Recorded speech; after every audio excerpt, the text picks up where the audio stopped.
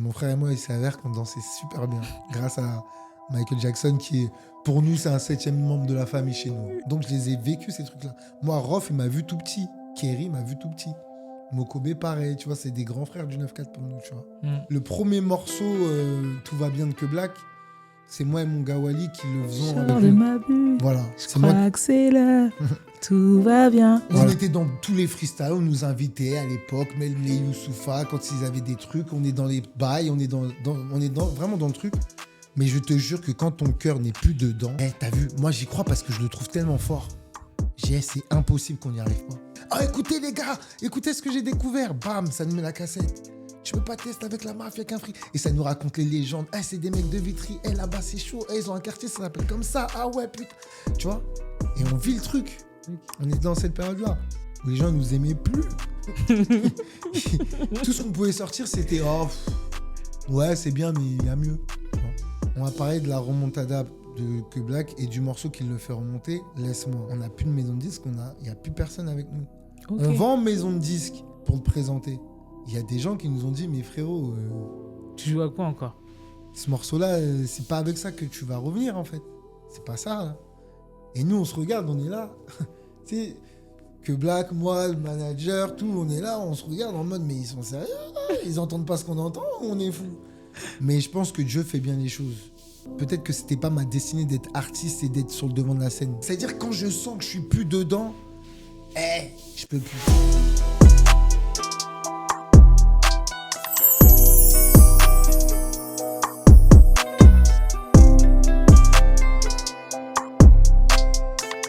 Nouvelle invitée, nouvelle émission avec moi, Aura.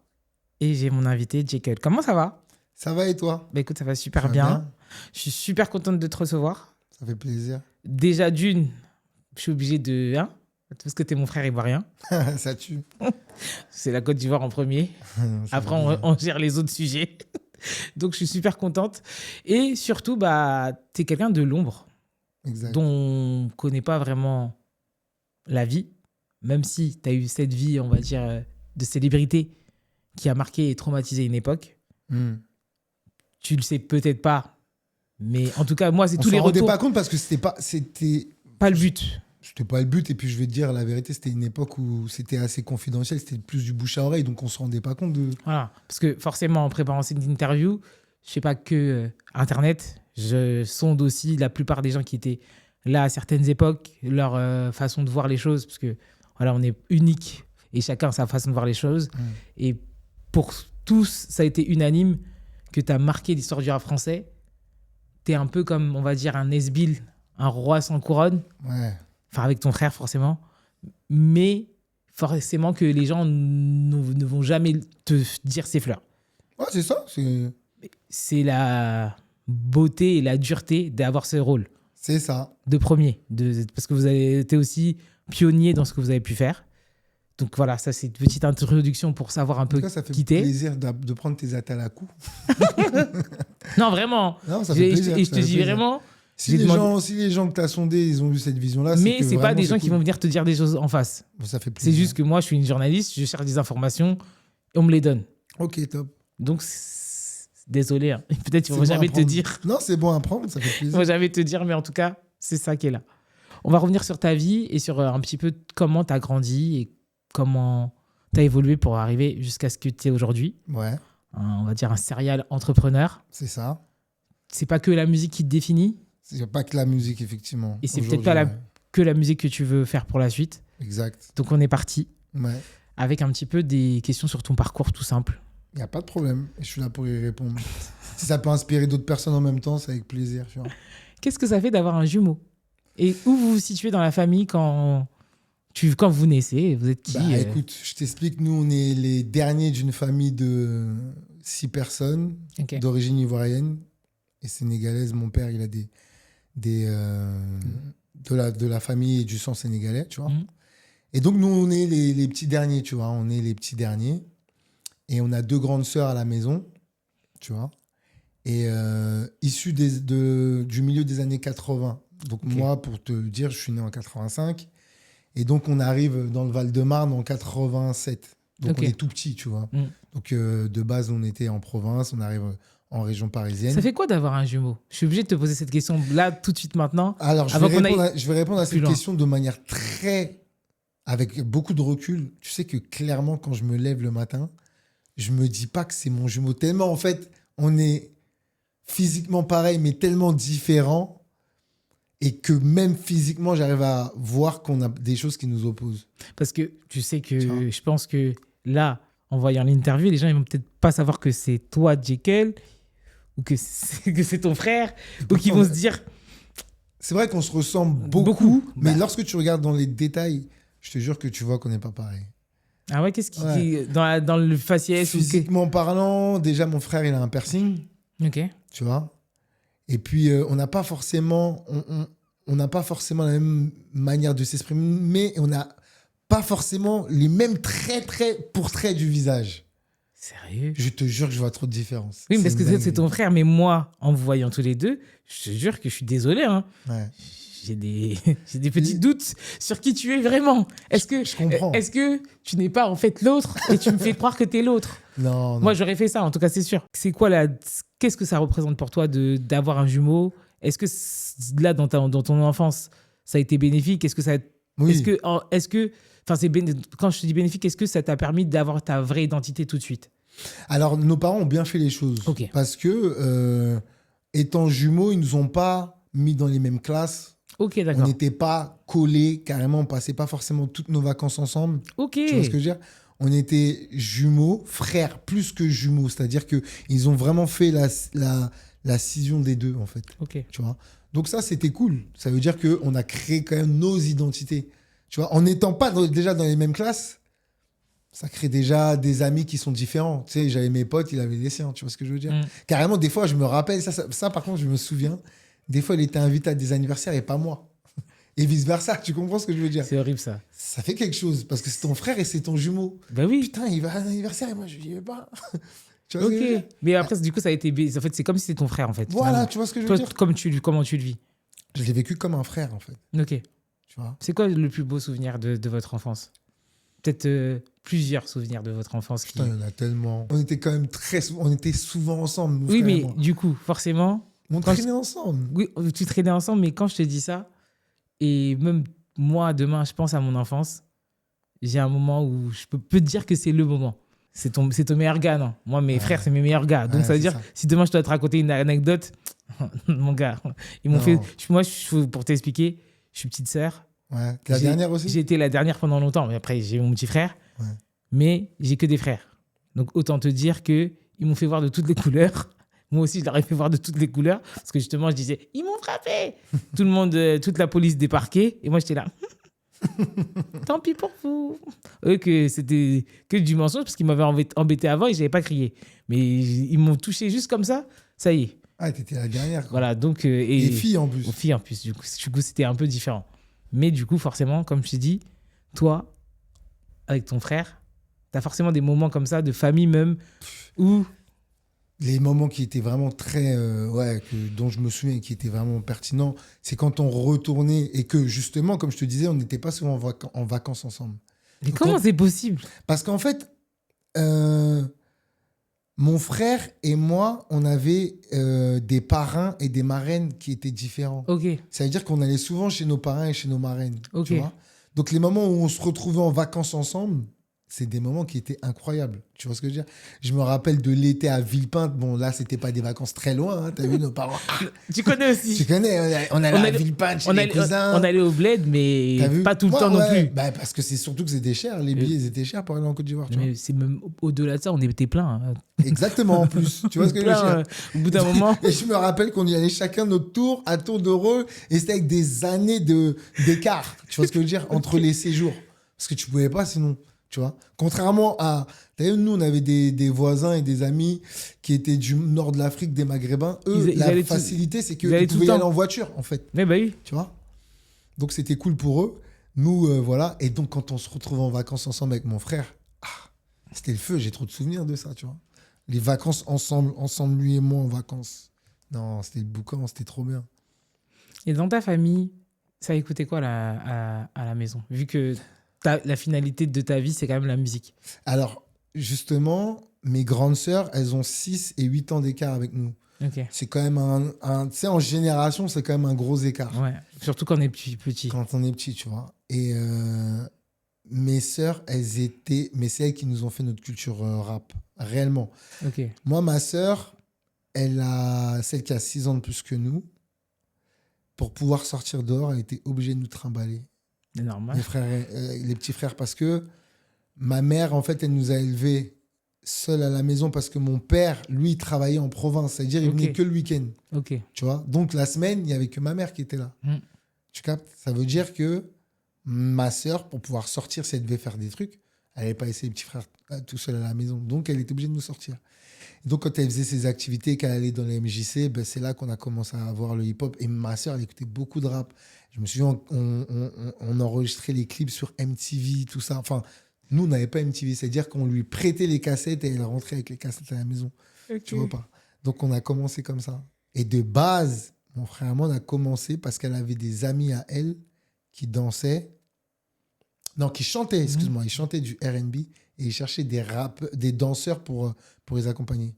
Et mon frère et moi, il s'avère qu'on dansait super bien grâce à Michael Jackson qui est, pour nous, c'est un 7e membre de la famille chez nous.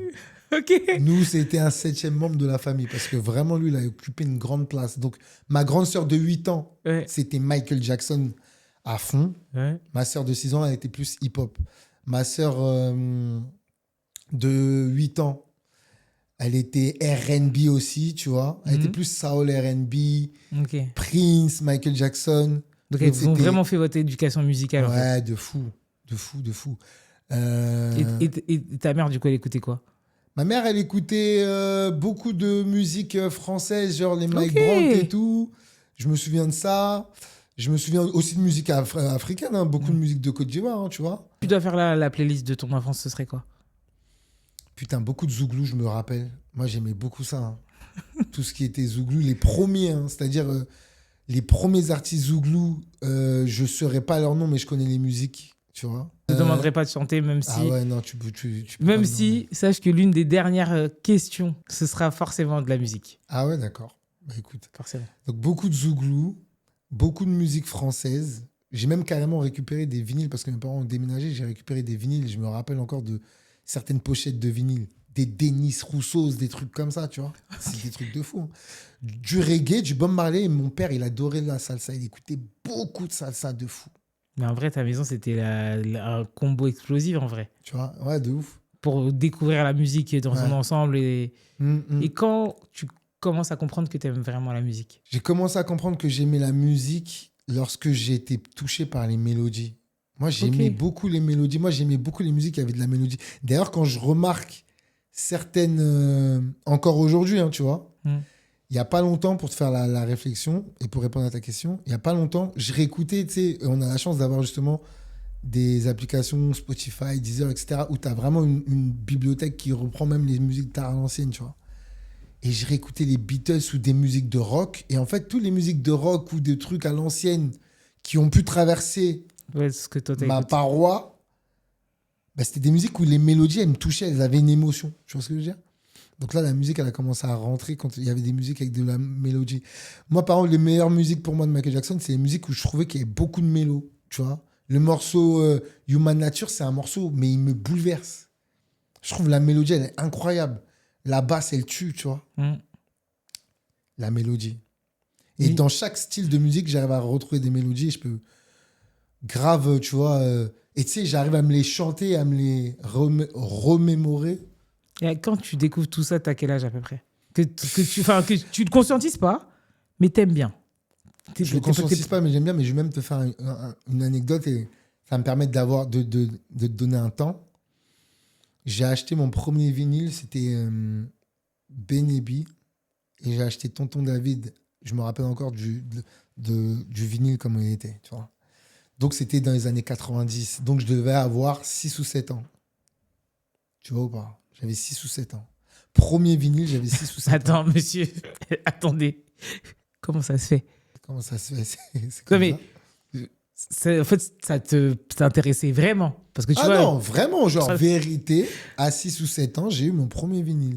Je suis né en 85. Il faudrait regarder à quel moment est sorti le vinyle de Tonton David, où il y avait dans le vinyle un peu de sport, et il y avait un truc... il y avait issu d'un peuple qui a beaucoup souffert. Et dans ce vinyle-là, je me souviens, c'était une planète. Je m'en rappelle avec un graffiti, mais je m'en souviens comme si c'était hier. Donc, faut voir. Et je pense que je devais 6 ou 7 ans, un truc comme ça, si on calcule bien. Mais du coup, forcément, je suis obligé de te poser cette question maintenant. C'était quoi tes passions? Qu'est-ce que tu faisais de tes journées à 6 ou 7 ans? Si c'était que la musique. Et je te jure, tu sais, les gens ils peuvent croire que je rigole. Et moi et mon frère, quand je te dis que Michael Jackson, c'est un 7e membre de la famille, on a des vidéos. Ouais, Je l'ai vu. Mon frère et moi, on dansait Michael Jackson. Tu vois, ou pas à 6-7 ans. Après, j'avais mes activités physiques. T'as vu, on faisait du sport. T'as vu, le mercredi, samedi, on faisait du karaté, tout ça. Mais nous, et tu sais, en plus, je me rappelle quand même que les week-ends, c'était devant la télé, on était là, on regardait même les mes clips. parents, les clips. Et ma mère, elle regardait beaucoup aussi de comédie du bled, tu vois. C'était les Léonard Groguet à l'époque, ça s'appelait Faut pas fâcher, des trucs comme ça. Tu vois, c'était le samedi, ça, tu vois. La daronne, elle regardait ça, ça faisait le ménage un peu, ça mettait du son, tu vois. Mais je te jure que nous, on écoutait grave de la musique chez nous. Okay. À cette époque-là, il y avait un oncle à moi qui vivait chez nous. Et pareil, lui, c'était un bousier de musique, tu vois. Donc en vrai, la musique, ça a toujours été Ça a toujours été chez nous, tu vois. Ça a toujours été ta base. Ça a toujours été une base. Mais vraiment, genre Michael Jackson, on pouvait d'être pour lui, wesh. Donc, quand tu étais petit, c'était quoi ton rêve d'enfance de métier? Franchement, je te mens pas, j'avais un métier de rêve, je voulais être archéologue. J'étais très... C'est ouf, hein. Mais même encore aujourd'hui, non, j'ai toujours aimé l'histoire. Tout ce que tu fais dans l'enfance, ça te destine forcément. C'est le schéma. Tout ce que tu fais dans l'enfance, c'est forcément ce que tu vas faire quand tu seras grand. De près ou de loin. Tu voulais être archéologue, en soi, c'est ce que tu fais. Moi, tu penses que tu prends ça comme de l'archéologie? Oui. Non, parce que si je dois décortiquer ce que tu fais aujourd'hui, en faisant un bond dans le temps, tu cherches la meilleure musique, mais pour la construire, la musique, tu es obligé de chercher dans... Bien sûr. Dans les mélodies, justement, que tu es obligé de chercher. Tu es obligé de faire un peu ton archéologue, justement, bien sûr, de la musique pour trouver le meilleur jus, les meilleurs inspi. C'est sûr, ouais, c'est vrai. Voilà. Et pour créer, tu es obligé d'aller regarder ce qui se faisait avant, tu es obligé de te prendre des inspi. Il y a plein de choses. Et pour moi, c'est en ce sens que quand tu me dis que tu voulais être archéologue, tu n'es pas en soi devenu. C'est pas forcément vrai pour moi. Ouais, ça a peut-être un lien, mais en fait, c'était surtout que j'aimais bien l'histoire. Tu as vu, j'aimais bien l'histoire, etc. Tu vois. C'est dans ce sens-là. Et puis, il y a aussi autre chose. Je regardais Indiana Jones, je voyais le délire, j'aimais trop, tu vois. J'étais un mec, j'aimais beaucoup le cinéma aussi. Ok. Ouais, c'était quoi tes films d'enfance? Putain, Maman, j'ai raté l'avion, Indiana Jones, Rocky, L'Histoire sans fin. Qu'est-ce que je me suis brûlé aussi à quoi comme film que j'adorais? Est-ce que tu étais animé un petit peu quand tu étais plus petit? Ouais, mais c'était Tex Avery à l'époque. Tu vois, Tom et Jerry, les Tex Avery. J'aimais bien, tu vois, tout ce qui était Bugs Bunny, tout ça, tu vois. Bip Bip et Coyote, c'était mes délires, j'aimais bien ça. Tu vois. Et d'ailleurs, je trouve que les dessins animés d'aujourd'hui sont trop technologiques, tu vois. Ouais, je trouve qu'ils sont Les dessins sont trop... Non, mais même, je trouve que surtout, ils sont trop, on va dire, adultes, je trouve. Ouais, voilà, comme si... Je sais pas si avant, les gens, ils avaient des âmes d'enfants, ils pouvaient toujours réfléchir, ils étaient là. Mais là, je trouve que c'est trop adulte dans la manière de réflexion. Et du coup, au niveau de tes études, ça s'est passé comment? Tu faisais quoi? C'était quoi? Moi, j'ai fait tu sais, un parcours primaire, secondaire classique, collège, etc. Après, je me suis orienté en BEP microtechnique de base. Mais en fait, là, je l'avais fait, c'était surtout pour faire plaisir à la daronne. Tu sais, elle nous voyait vraiment dans un truc manuel. Je pense qu'elle avait vraiment la vision de le manuel, ça ne mourra jamais. Tu vois ce que je veux dire? Donc, c'est vrai, je crois... Je sais pas, mais je crois qu'on a eu la même enfance, parce que mes frères, c'était ça. Mais mon père, il était là, non, ça, c'est des trucs comme ça, jamais. Par contre, moi, vu que je suis littéraire, non, toi, tu vas travailler dans l'administration. Voilà, tout était carré, en fait. Et en plus, tu sais, je vais te dire autre chose. Tu as vu, par rapport à nos origines ivoiriennes, nous, on est des Attiers. Et les Attiers, quand tu vas au bled, ils sont beaucoup dans le tertiaire. Mais réellement, tu vois. Donc, ça m'étonne pas ce que tu es en train de me dire. Tu vois ce que je veux dire? Ils sont grave dans le tertiaire. Et tu verras que les autres ethnies sont plus dans du manuel ou dans des trucs. Bon, bref, c'est ça. Et donc, ma daronne, elle voulait absolument me mettre en microtechnique. Je suis allé, mais tu as vu, c'était pas ce que je voulais. Je suis parti histoire 2. Je me suis retrouvé dans un lycée à Vitry. Dans ma classe, c'est avec des fumeurs, t'as capté? J'ai pas kiffé du tout. J'ai voulu me réorienter, je me suis mis en comptabilité, mais après, t'as vu, je vais rentrer dans un détail, je vais faire un bond. T'as vu, je me suis mis en compta. Il y avait un choix à un moment donné, il y avait une tournée avec un gros artiste qui me tendait les bras. Et je suis pas allé au bout de mon BEP ni de mon bac. Tu Ouais, vois ce que je veux dire? c'était... J'ai arrêté. Et mon frère, lui, par contre, l'a continué.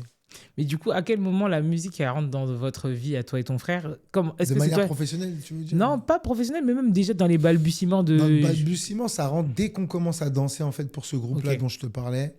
Donc, on commence à danser. Mais Donc on c'était fait des toujours toi et concerts. ton frère en mode Ouais, de mon groupe? frère. Ouais, dans le groupe. C'est-à-dire que les danseurs, c'était nous. Tu Ok. vois. Oui, mais en soi, c'était quand même, en Notre gros, groupe. Ouais, on était en groupe. votre entité. Et à quel moment, du coup, vous basculez vers... Vers un groupe, eh ben, ça se passe au moment où ma sœur, qui a les 6 ans d'écart, elle dit, mais les gars, pourquoi vous dansez? Vas-y, pourquoi vous rappez pas tout ça? De là, tu as vu, on a notre ami d'enfance qui s'appelle Omar, à qui je passe un big up s'il regarde. Il commence à dire, c'est notre gars, tu as vu, c'est notre gars d'enfance. On est tout le temps, on est un peu un trio, tu vois, à l'école et tout ça. Et lui aussi, il est un peu dans le délire de la musique par rapport à ses grands frères, etc. Et donc, on décide de monter un groupe à 3, en fait. Ok. De base, on monte un groupe à 3 avec un gars de notre quartier. Tu sais comment il s'appelle le groupe? Il s'appelle l'Insecticide. Bref, donc voilà. Et donc, on commence à écrire et à faire nos premiers textes. Là, on est en 97. Ok. 97, donc là, j'ai 12 ans, tu vois. Toi, t'es un précoce. Ouais. Ben, en plus, surtout que c'est vraiment l'époque où tu sens que le hip-hop français est T'es en juste train de après. naître. Tu vois, il y a 95 où il y a tous les groupes qui commencent à arriver. Tu vois, Secteur A, tout ça, NTM. Mais du coup, ouais, quand tu commences le rap, est-ce que tu as des modèles justement Est-ce que, est-ce que tu veux devenir un de ces gars? Ouais. Nous, on a un gros département. 9-4, c'est un Mafia qu'un frites. Tu sais, j'étais tout petit. Ok. Mais nous, à Créteil, on en entendait parler. Pareil, j'entendais parler d'expression directe. Tu vois, Ok. je me rappelle encore. Moi, c'est un été que je les découvre, expression directe.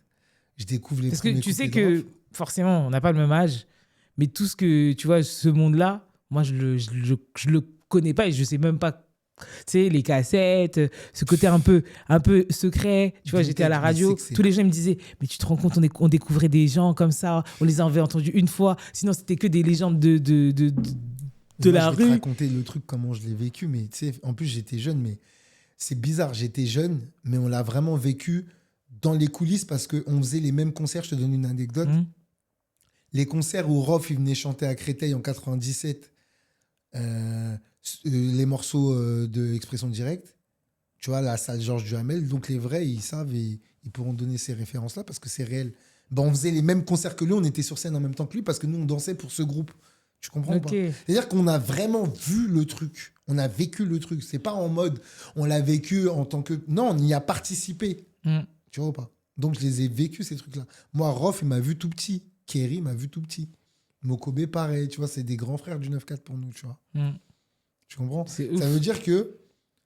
Moi, t'as vu la Mafia qu'un Free, par exemple, j'en ai toujours entendu parler quand j'étais petit.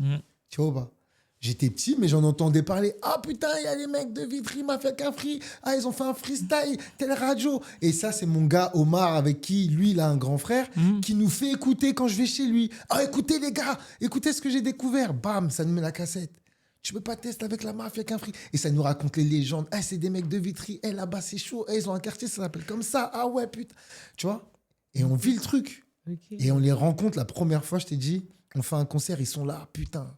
Ah ouais, c'est eux, c'est lui. Ah, c'est lui, Rof. Ah ouais. Tu vois, Parce qu'il n'y avait pas Internet, il n'y avait pas Il tout n'y avait ça. pas Internet, c'était bouche à oreille. Je t'ai dit, pour moi, je comprends parce que je suis pas non plus si loin que toi, Ouais. mais c'est en même temps, tu sais, j'ai l'impression, tu sais, un peu comme quand tu étudies la Première Guerre mondiale à l'école, tu sais, quand les gens ils me racontent des trucs, je suis là en mode, waouh, mais genre, comment vous avez fait pour vivre dans ça Et et je vais tout. même te raconter un autre truc. Tu vois, tu viens de me dire un truc, c'est une dinguerie. À l'époque, la Fnac faisait beaucoup de showcase d'artistes hip-hop. Je te parle dans ces années 96, 17, tu vois. Et je me souviens qu'à la Fnac de Créteil, il y avait un showcase de Idéal J. auquel j'avais participé, j'étais tout petit. Tu vois, parce qu'en C'est plus, ouf. mon frère et moi, Vous étiez dans le truc, quoi, on vraiment. était vraiment autonomes. Je te jure, tu peux même demander à Mokobe. Mokobe, à l'époque, il travaillait à Châtelet au magasin, un magasin de sable, je sais plus comment il s'appelait, Ticaret ou quoi. Je sais plus si c'est Ticaret ou je sais plus le nom, mais ça se finissait en «et». Parce que Ticaret, je crois que c'était un autre magasin bancaire. Il y avait un magasin où il travaillait à Châtelet. Et il nous voyait marcher, mon frère et moi, en 97, j'avais 12 ans.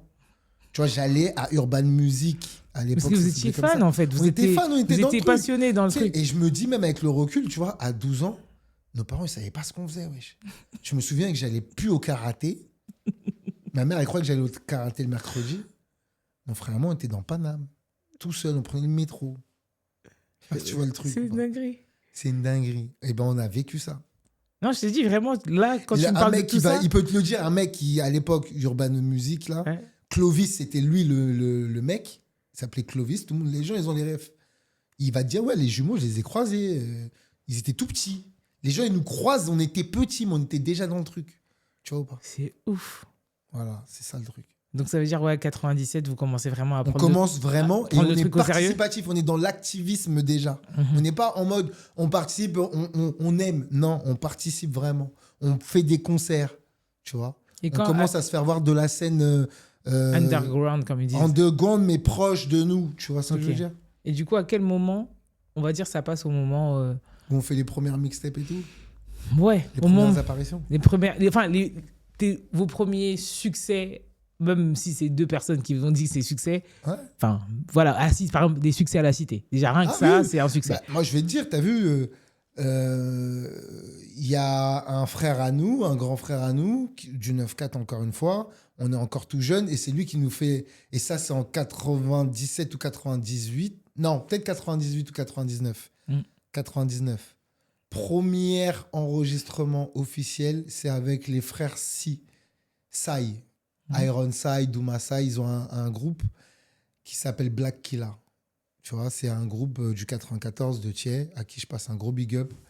Iron Sai et les frères Si, c'est eux.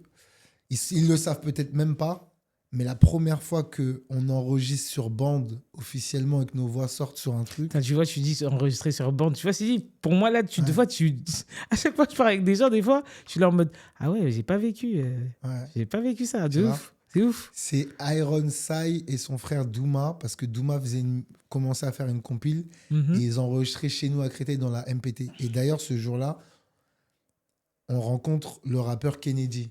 Et après, de là, avec Kennedy, après, il y a eu des affinités. Tu vois, c'était vraiment... Et puis, tu sais, c'était une époque où il n'y avait pas 56 milliards de studios. Oui, bah oui. Tu comprends? C'était pas... Il y avait des gens qui avaient des studios chez eux, donc ça leur permettait d'être chez eux, ils n'avaient pas besoin de sortir. Si tu voulais croiser du rap, il fallait que tu ailles dans les bons endroits. Donc, ça veut dire que c'était ça. Et donc, c'est comme ça qu'on a enregistré la première fois et que ça s'est vraiment révélé être professionnel, puisque après cette apparition, je crois que ça a été sur une compile ou je sais plus, tu vois. En tout cas, ça a tourné. Et Ce truc-là, il a tourné en tout cas. Comment toi tu le vis du coup à ce moment-là? Mais je me souviens trop. Parce qu'en plus, on avait des petites voix, mon frère et moi. Et je me souviens encore du couplet. On avait déchiré ça, tu vois. Et je me souviens encore, c'était sur Shock One de Mobb Deep, Oui. tu vois. Et on a déchiré ça. Tout le studio est se levé. Et j'avais kiffé parce que, tu sais, tout le monde nous portait. Putain, on était comme des petites mascottes. Donc, c'était un kiff, tu vois. Et à quel moment vous changez de voix du coup, si tu me dis que vous avez des petites voix? Est-ce qu'à un moment vous avez... Bah, c'est surtout l'âge qui Oui, fait voilà, que... c'est ça. Tu vois ce que je veux dire? Mais à quel moment est-ce que ça... Moi, j'ai senti que ça a changé. C'était quand j'avais à peu près 18 ans. Hein. Ok.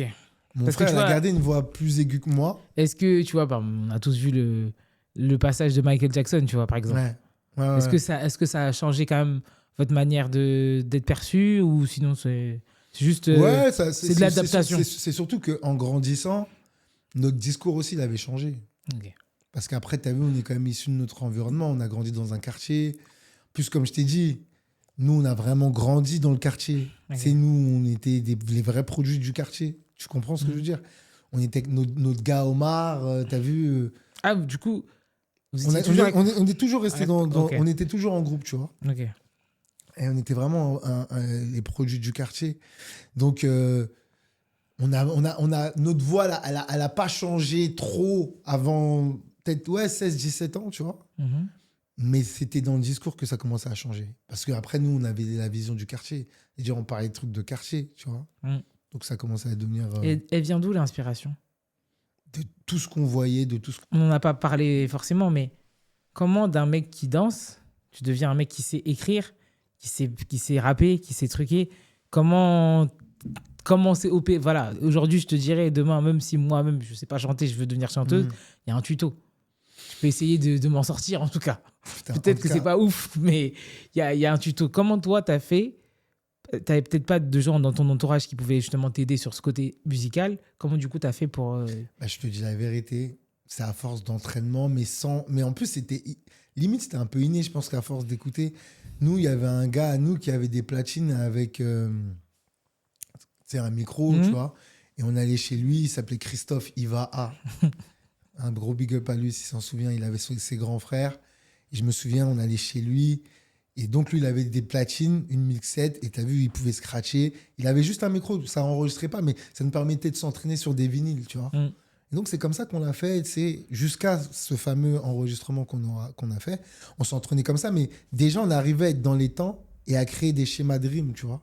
Et à tomber dans les temps. Il faut avoir l'oreille musicale quand même pour faire ça. Bah, c'est ce que je te dis, c'est limite inné, en fait. Parce que c'est quelque chose moi, franchement, désolé qu'on me pardonne toutes ces années de musique là. Moi, j'arriverais pas à faire ça. Non. J'avoue que c'est pas facile. Non, c'est que moi, j'entends pas déjà les temps.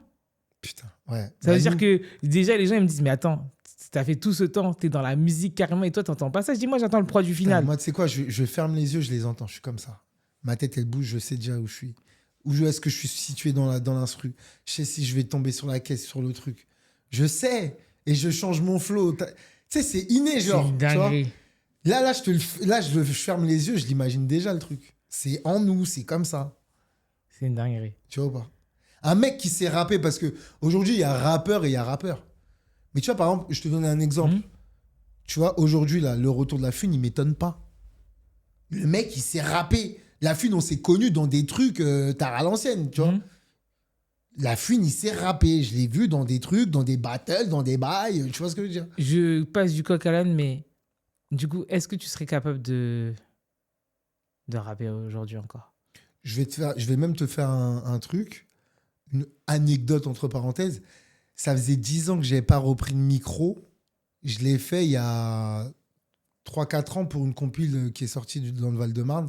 J'avais pu toucher un micro en rap. Parce que au-delà de ça, je fais encore du studio parce que quand j'encadre des artistes, je peux faire des top lines et je peux passer derrière le micro pour entre guillemets, faire des top lines et pour montrer. Mais rapper, je ne l'avais pas fait pendant 10 ans.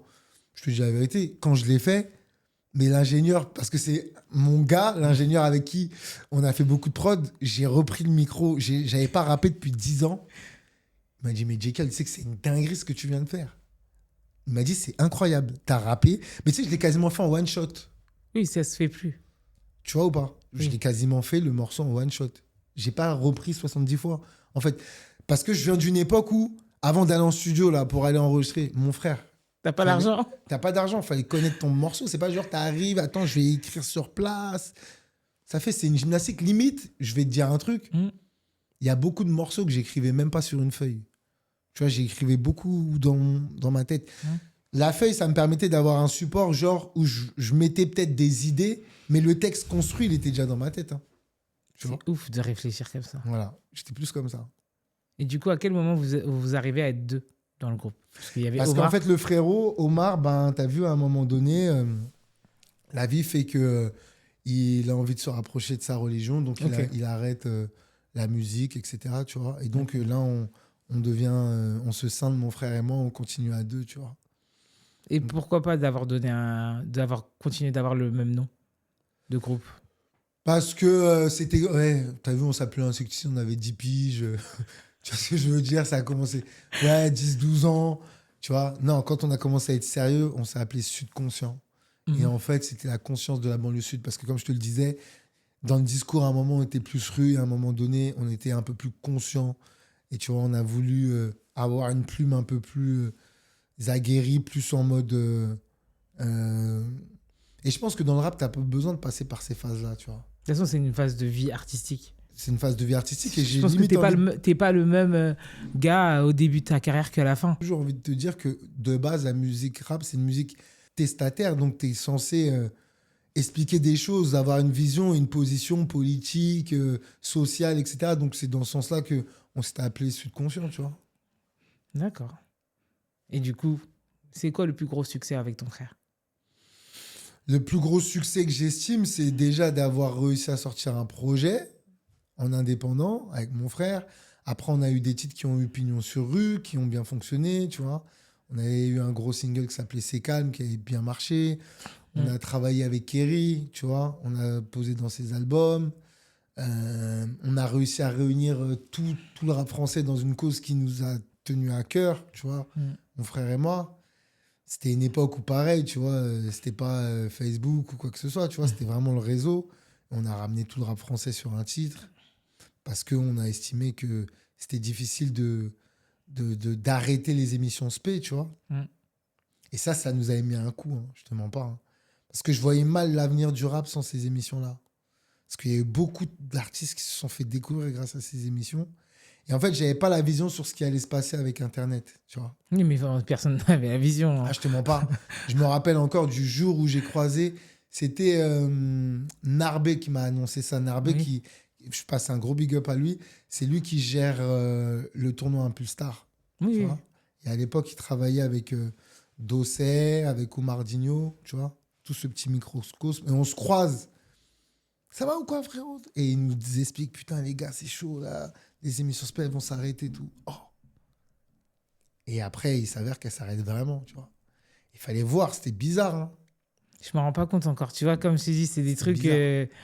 C'était bizarre parce que vraiment, ces émissions spé-là, c'était vraiment l'Internet d'hier. Ok. C'était le moyen de découvrir des gens qui n'étaient pas en playlist, découvrir des nouveaux talents. Tu vois, tu pouvais découvrir des Sefiu, on a découvert des Nubi. Nous, putain, on nous a grave passé dans les émissions spé, mon frère et moi.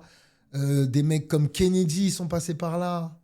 Tu vois, des mecs comme Nesbill sont passés par là, des Mac Taylor, des Tandem. Ah ouais? Mais c'était les émissions spé.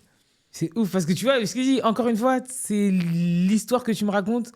Moi, Mais c'est une histoire que je ne c'est connais cette pas. histoire que je suis en train de te raconter, C'est- les personnes que je viens de te citer pourront te le confirmer un jour. Et te dire, ouais, c'est effectivement vrai. On est passé par là. Tu vois, tous ces gens-là, ils sont passés par ces émissions spé. Alibi Montana, il est passé par ces émissions spé, tu vois. Alpha 520, c'est passé par les émissions spé. Par la rue aussi, parce que forcément, lui, il avait C'est une son bouche à panel de oreille. distribution aussi. Mais ces émissions spé-là, elles ont aussi aidé. Elles ont assis un peu la notoriété. Voilà, tu vois. Et du coup, forcément, sûrement on est là, on avance. Pourquoi ça s'est arrêté? Les émissions spé, Non, forcément. Ça, tu me l'as dit que ça s'est arrêté. Je n'ai plus besoin de poser de questions. Mais pourquoi ça s'est arrêté, toi et ton frère? pourquoi ça s'est arrêté? Tu sais que tu poses une question qui est très intéressante. C'est que moi, à partir des émissions spé, je me rappelle encore, même dans mes morceaux, si tu écoutes, dans les morceaux, même dans C'est calme, je le dis, c'est en 2007, C'est calme. J'avais plus le goût du truc. Je me forçais. Ah ouais? à un moment. Ouais. Parce qu'en Mais fait, je vais parce que t'expliquer pourquoi. je suis obligé de te couper. Ouais. Parce que moi, quand je lis ce qui s'est passé de mon prisme, c'est que je me dis, vous étiez au top. Vous avez carrément en gros, tout le monde vous voulait. Vous étiez les gars du moment. On a même eu des propositions de signature et tout. Oui, voilà. Il n'y avait pas en vrai de concus. Mais quand je vois que ça s'arrête, je me dis, mais pourquoi? Alors, déjà, il y a une réalité économique. Il faut aussi en parler. Parce que on est à une époque, il faut savoir, où l'industrie du disque ne signe plus du tout de projet. Ok. L'industrie du disque s'écroule entre 2005 et 2010. Hein, il y a une grosse période où c'est très compliqué, tu vois. Avec l'arrivée d'Internet. d'Imul, parce Ouais. qu'à l'époque, c'était Imul et je sais plus c'était quoi les trucs. Pour où les gens téléchargeaient illégalement. C'était une dinguerie, tu vois. Donc, les maisons de disques ne signent plus. Nous, on est dans un label indépendant qui sort des projets de manière indépendante avec des distributeurs, tu vois. Des distributeurs, donc, c'est-à-dire c'est de l'argent qui sort de leur poche. Mais Donc à un moment ça donné, devient chaud pour tout le monde. mais Quoi. ça devient chaud pour tout le monde parce que l'indépendance a ses réalités. Mm. Tu vois ce que je veux dire? De ouf. Donc, ce label indépendant, on sent que tu as vu, ils sont plus aussi chauds. Tu vois ce que je veux dire? Donc, à un moment donné, mon frère et moi, on fait les choses de nous-mêmes. Tu vois, on arrive à se produire nous-mêmes, etc. Mais il y a une réalité économique, tu as vu? Ouais, Derrière, tu vas aller travailler. faut aller travailler, faut aller truquer. Et je vois que malgré tous ces efforts-là, on sort des trucs, on fait des clips, etc. Je sais pas, j'ai l'impression que l'industrie, En tout cas, c'était bloqué. c'est bloqué, tu vois. Et je commençais à m'essouffler. Je disais, est-ce que j'ai vraiment envie de Te retrouver à un certain âge, toujours être là, à charbonner, toi tu de vois. te battre. Et après, voilà, je décide de faire ma vie, t'as vu, je trouve ma femme, je fais des enfants, tu vois ce que je veux dire, je fais mon enfant parce que j'avais mon premier fils. Après, il y a des choix qui doivent s'opérer. Mais oui, Est-ce que je continue, est-ce que, tu vois, c'est l'homme de la famille, c'est plus les mêmes histoires la même que chose, toi. là, T'es t'as là vu. en train de rapper. T'es là, t'es en train de rapper, ça devient limite un sport, un plaisir, un loisir, là. Ouais. Parce que mais frérot, ton loisir, il coûte des sous, là. T'as vu, c'est pas un loisir qui est, tu vois, qui est facile, Ouais, en fait, de tu vois. Tu vas pas à la salle de sport où tu payes 30 € par mois. Non. Ouais, ça te coûte, en plus, à l'époque, ça coûtait encore Ça un peu coûte plus cher. Aller en studio, ça coûte cher. Et Produire, même ça coûte cher. pour produire, enfin, ça te coûte aussi du temps humain. On oublie souvent ce coût-là financier. Mais ce temps-là qui est humain, tu le vois pas parce que tu parce que c'est prends pas du financier. plaisir. Oui, mais c'est parce que c'est pas financier, mais en soi, C'est pas palpable. c'est Ouais. un coût. Demain, tu dois être peut-être dans des événements, tu dois te C'est vrai. montrer pour avoir justement plus. Bah, tu dois peut-être rencontrer des gens, ça te coûte du Ouais. temps. Bah, tant en fait, que- tu tisses la toile de l'araignée dans cette C'est ça. période-là aussi. Hein. C'est ça. Même si on était dans une vague creuse, on a tissé notre toile d'araignée quand même parce qu'on a toujours eu ce truc-là, mon frère et moi. On a toujours été très hip-hop, esprit hip-hop. Et du très dans coup, le partage. quand ça s'arrête, c'est une décision commune ou c'est une décision chacun et Je te t'es un mens pas, peu... j'ai pris un peu mon frère de court, même je l'ai pris de court, en Ok. fait. Tu vois, mon frère, je le prends de court parce que je suis dans une réflexion nocturne. Et nous, les artistes, là, tu sais, les torturés, là, c'est la nuit que les réflexions, elles nous viennent. Et là, c'était un soir, j'étais en pleine réflexion. J'ai dit, vas-y, tu sais quoi, flemme, vas-y, j'ai envie d'arrêter. Et j'envoie un communiqué, en fait. Mais mon frère, je lui dis rien. C'est-à-dire, mon frère, il se lève le matin, il voit un communiqué de tous les sites internet, Bouscapé à l'époque, Rap Elite, tous les sites qui avaient Ndaou, tout. Ekel et Jekyll prennent une décision, ils arrêtent. Long communiqué avec en mode, vas-y, là, je vais vous faire un dernier morceau, ça va tout expliquer et vas-y. Et j'ai fait le morceau qui s'appelait La folie et la raison, où j'explique de A à Z. C'est un morceau, il dure 10 minutes. Hein. Est-ce que je suis obligé de faire un bond dans le présent? Est-ce que le morceau, je sais pas si tu as pu écouter, mais je sais plus comment il s'appelle. Sur Netflix, le rap a bousillé ma vie. Oui. Le rap a bousillé ma vie, c'est Gerta. Gerta, ouais, exactement. Bah oui, j'ai écouté. Oui, mais- Très bon morceau. Oui, est-ce que du coup, parce que forcément, je fais un relate avec ce que les gens peuvent comprendre à l'instant T, parce qu'ils Bien peuvent sûr. pas comprendre peut-être tes ressentis. Est-ce que ce qu'il dit dans son morceau, c'est ce qui se passe Je pour vais toi à dire ce quelque moment-là? chose. Il n'y a pas un artiste qui ne peut pas dire qu'il n'a pas vécu cette période-là. Après, c'est une question de mental. Et c'est aussi une question de chemin de vie.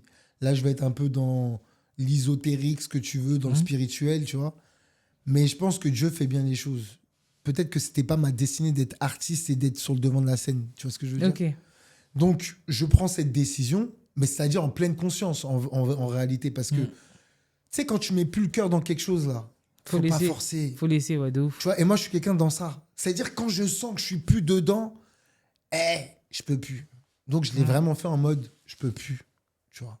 Et je l'ai fait parce qu'à ce moment-là, oui, le rap a niqué ma vie, il le dit. Pas niqué parce que ça a pas niqué ma vie. Non, mais quand mais je ça aurait pu... quand je te dis ça, c'est vraiment une espèce de métaphore, de Ouais. truc où tu vois, c'est la...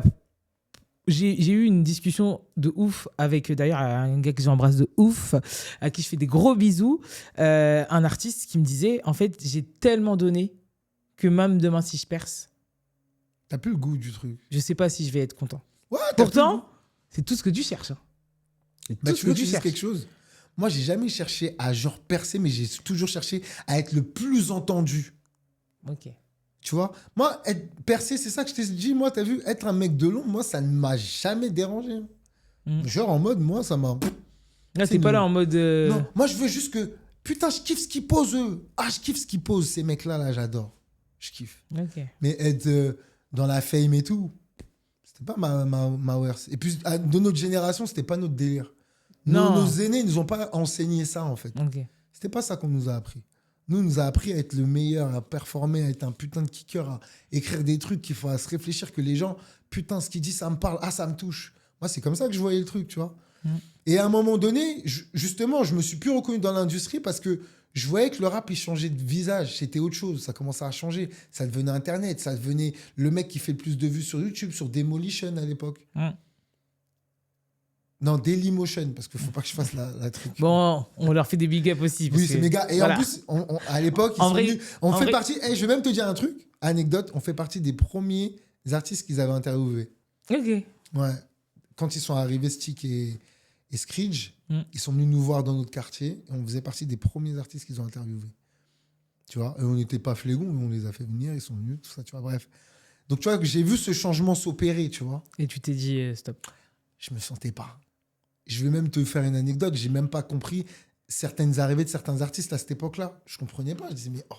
Non, mais c'est pour ça, vraiment, moi, d'un œil extérieur où, comme je t'ai dit, j'ai pas vécu cette époque, comme toi, tu l'as vécu.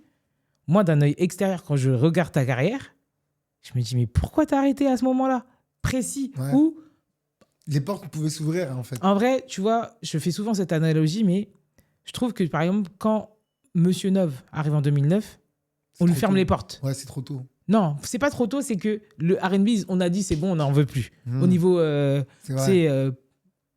va dire pas mondial, mais on veut plus du R&B. Nous, on est là dans pop.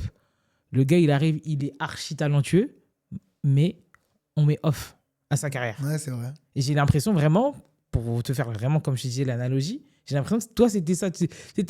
En fait, tu pouvais, mais à ce moment-là... En plus, le pire, c'est qu'on arrête à une période où même on a des petits plugs dans le cinéma. Tu sais, mon frère, il se plug avec... Moi, je te dis, c'est la vision extérieure que j'ai parce que je vois les chiffres, je vois les trucs, même pour l'époque. Et comme je te dis, j'ai fait mon petit sondage avec les gens. Vous étiez vraiment les gars du moment, genre. Ouais. Genre, tout le monde, tu sais, un peu comme un Athème Bernard Fa, mais tout le monde disait, non, mais eux, ils vont... c'est demain, là. Ouais, demain, suivez mes gars, ça va être chaud, tu vois. On était dans tous les freestyles, on nous invitait à l'époque, même les Youssoupha, quand ils avaient des trucs, on est dans les bails, on est vraiment dans le truc. Mais je te jure que quand ton cœur n'est plus dedans... Laisse. Et c'est pas ton chemin de vie. Peut-être que toi, tu vas t'épanouir dans autre chose, dans l'artistique, parce qu'on aime ce qu'on fait, mais dans autre chose. Tu vois ou pas? Et j'ai pas voulu forcer. Parce que moi, ce qui m'intéresse aussi dans ce truc-là, c'est aussi la créativité. Tu vois, créer des morceaux, créer des choses. Donc, n'ayant plus le goût de la créativité et ne créant plus de choses, je me suis dit, mais ça y est, je me sens plus là. Je me sens plus le faire. Et j'arrête pendant une longue période, pendant quasiment 2 ans, je fais plus rien. Tu vois, genre, je suis dans une vie classique, je travaille, voilà, routine, quoi. Et c'est la musique, et tu vois, comme quoi Dieu, encore une fois, fait bien les choses, c'est la musique qui revient à moi. C'est pas moi qui... Et comment elle revient dans ta vie? Alors, la musique, elle revient dans ma vie parce que la période où on arrête, 2010, 2011, tu vois, il y a un frérot à nous de Créteil qui s'appelle Lawid, à qui je passe un gros big up, qui se lance dans les rap contenders. Ok. Donc Lawid, il se lance dans les rap contenders. Et t'as vu comme c'est un frérot de la ville, tout ça. Il traîne un peu avec nos gars dans les mêmes coins où on traîne. T'as vu, j'aimerais bien que vous soyez avec moi sur les rap contenders, que vous m'aiguillez. Là, je vais sortir un projet, j'aimerais bien que vous m'aidiez, etc. Ah, vas-y, pas de problème, on va t'aider, tu vois. Et ça se fait comme ça, en fait. Il monte son label et c'est comme ça que tu changes de casquette sans le vouloir. Voilà, sans le vouloir. T'as vu, indirectement. Donc, on commence à faire son rétro-planning, à organiser ses clips. Mon frère, c'est lui qui a le plus... Tu vois, les métiers ne sont pas choisis au hasard. Mon frère, c'était lui qui avait vraiment la vision image. Même à l'époque de notre carrière. Oui, parce que ça, je le dis, on arrive tout doucement, on a vu la version musique. Mais là, on va parler des clips. Parce que ça aussi... Je découvre ta vie. Parce que, comme je t'ai dit, nous, on s'est rencontrés à une période de ta vie où tu n'es pas du tout ça, ni rappeur, ni clipper.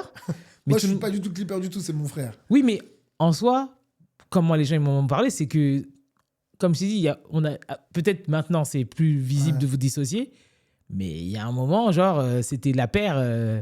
Il n'y a pas l'un sans l'autre, quoi. Ouais, Donc, c'est pour ça qu'on m'a dit, ils ont fait des clips qui étaient super chauds à l'époque où, voilà, oui, c'est vrai, c'est vrai. c'est sur YouTube, comme tu as dit, sur truc. Enfin, c'était, les gens Et le voyaient. C'est quoi, on avait fait, à l'époque, on avait fait un clip en 2007, un plan séquence de ouf. Il passait à la télé, tout, à l'époque.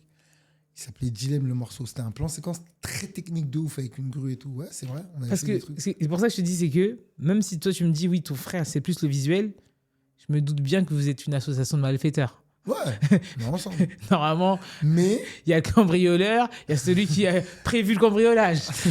mais par contre, sur la partie où aujourd'hui où il fait des clips, il est vraiment tout seul. C'est-à-dire que je vais même te dire clairement, quand nous on arrête, moi, t'as vu, j'arrête pendant longtemps. Lui, il me dit, il va se lancer faire des clips. Je te jure que je le prends pour un fou. Ok, tu Mais tu sais, croyais je le pas. prends vraiment pour un fou. Je dis, mais il est fou, lui. C'est parce que pour moi, faire des clips, ça nécessite des compétences techniques, il faut du matériel, faut que créer une clientèle. Je me dis, mais il est complètement taré, lui. Il va faire des clips. Ok. Comment il va faire? Mais du coup, Il va tenir une caméra, il va filmer les gens. MDR, genre. Mais tu sais que genre, vraiment, je le prends pour un ouf. Et donc, du coup, vous vous lancez dans cette aventure de, on va dire, de clips, de trucs, où vous êtes quand même Alors, avant, clip, production. ouais, voilà. Enfin, pour moi, c'est une chapeaute un société. projet. C'est une On chapeaute- société. ouais, c'est ça. Pour moi, c'est une société. Le gars, il monte son label. C'est parce qu'en soi, t'es chef de projet. T'as beaucoup de casquettes Ouais. qui n'étaient pas tes casquettes auparavant. C'est clair. Mais comme, en fait, vous l'avez peut-être toujours fait inconsciemment, C'est ça. c'était naturel. Et puis, on a du réseau, parce qu'il faut pas se mentir, c'est un travail de réseau, tout ça. Là. Tu vois, Eh ben quand oui. l'A8, il nous demande de l'encadrer sur son projet, il faut trouver Des feats.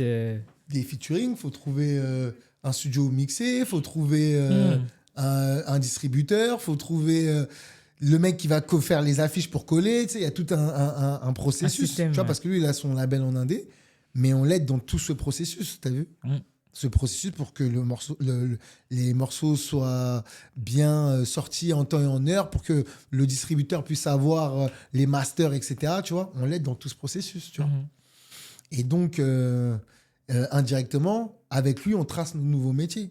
Tu vois. Et on le fait avec lui. Tu vois. Mon frère, il vit en coloc avec lui. Donc, tu vois, il y a une synergie qui se crée. Donc, je repars. T'as vu, quand je vais là-bas, t'as vu, on reparle de musique, on crée un truc, tu vois. Et ça se fait comme ça, tu vois. Je reviens dans la musique comme ça. Et je me rappelle que c'est via ce que j'ai fait pour la weed que Youssoupha, avec Beaumaillé, me repère et me demande de travailler pour Beaumaillé Music. Tu vois pas. Et là, on est en 2013, à ce moment-là. Ok. Ouais, Fin 2013, début 2014. C'est-à-dire, Beaumaillé, à ce moment-là, c'était chaud. C'était le moment où il y avait Ah tous les oui, titres, Beaumaillé, il était sur son album oui, c'était chaud Négritude. Il était sur Négritude et il venait de faire Noir Désir parce que Ouais. c'était en 2012, Noir Désir. C'était très chaud. Donc Youssoupha, il vient me voir chez WAM, tu sais, en mode, il vient, il toque à ma porte. JK, vas-y. Il m'appelle, son portable, t'as vu? J'ai vu ce que t'as fait sur truc, c'est lourd, tout ça, ça t'intéresserait pas d'intégrer le label et tout, tu vois? Donc je prends ça comme un putain d'honneur parce que, comme tu dis, à cette période-là, le label, il est on fire. Hein. Tu vois, le label, il est on fire. Youssoupha, gros succès, il m'appelle, il veut que j'intègre le label. Tu Et vois. sachant que toi, c'est pas ton taf de base, donc De base, c'est pas mon taf. c'est que juste t'as les bonnes idées au bon moment parce que t'as la vision. Ouais, voilà. T'as la vision du truc. Et c'est surtout que j'arrive à faire étant passionné, Oui. je suis un mec qui Oui, tu fais donne de mon temps et tu de fais tous mon les amour pour le corps truc. de métier aussi. C'est quoi, quand tu travailles dans un label comme ça, où tu es indépendant, en vrai, tu apprends tout sur le tas et tu apprends tous les métiers. C'est une façon de t'aguerrir de tes armes. Tu commences à apprendre des armes. Et justement, c'est quoi, je pense, la plus belle leçon que tu as reçue de cette époque? La plus belle leçon, c'est la persévérance, je te le dis. La persévérance. Parce que tu as vu, on peut dire ce qu'on veut. Philo, le boss du label, c'était un visionnaire déjà. Et il a persévéré. Il croyait en ses projets. Il a toujours persévéré. Et la persévérance, même quand les portes, elles se ferment, putain, mon gars, continue à y croire, tu vois. Mais comment on fait? concrètement? C'est la passion. Quand tu es passionné par ce que tu fais et que tu crois vraiment en ce que tu es, ce que tu proposes comme produit, continue. Quoi qu'il arrive, comme tu as dit, Monsieur Nov, il y a cru, il savait ce qu'il allait faire. À un moment donné, ça va prendre le temps que ça va prendre. Il y a quelqu'un qui va t'entendre et qui va dire, mais en vérité, c'est lourd ce qu'il propose. Putain, on n'est passé à côté de ça. Regarde un mec comme Caris. Moi, Caris, on se connaît depuis tard à l'ancienne, genre. Caris, on se connaît depuis longtemps. Tu vois ou pas? Vous avez dansé ensemble ou pas? On n'était pas dans la danse à cette époque-là. Il était déjà rappeur. Ok, d'accord. Et à l'époque, il était chez French Cut, même un petit peu avant chez French Cut. Donc, je te parle de ça, c'était... Non, en tout cas, vous avez collaboré, vous avez vu... On s'est croisés, on se connaissait, on se big up, on a du respect parce qu'on s'est croisés dans des trucs, dans des concerts. Tu sais, quand t'étais, à cette époque-là, quand tu étais un mec du hip-hop, vous croisiez les gens. Tu vois ce que je veux dire? Les vrais, ils se croisaient dans les vrais endroits, tu vois. Ben, Caris, c'est un exemple de persévérance aussi. Il a persévéré, le mec. Lafune, c'est un exemple de persévérance aussi. Ok. Donc, c'est vraiment la plus belle leçon que tu retiens de toute cette époque. Ouais. Et à quel moment, forcément, maintenant, tu deviens forgeron? Là, maintenant, tu es sûr de ton karaté. Là, on arrive à ce moment-là que tu peux frapper les gens, c'est sûr. C'est vraiment la confiance que...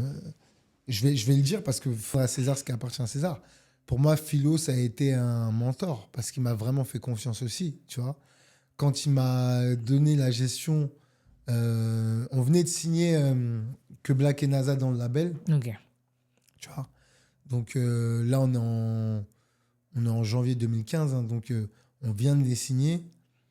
Et il me dit, vas-y, moi, je veux que ce soit toi qui t'occupes du projet. Tu vois. T'as la pression ou pas? J'ai pas la pression parce que...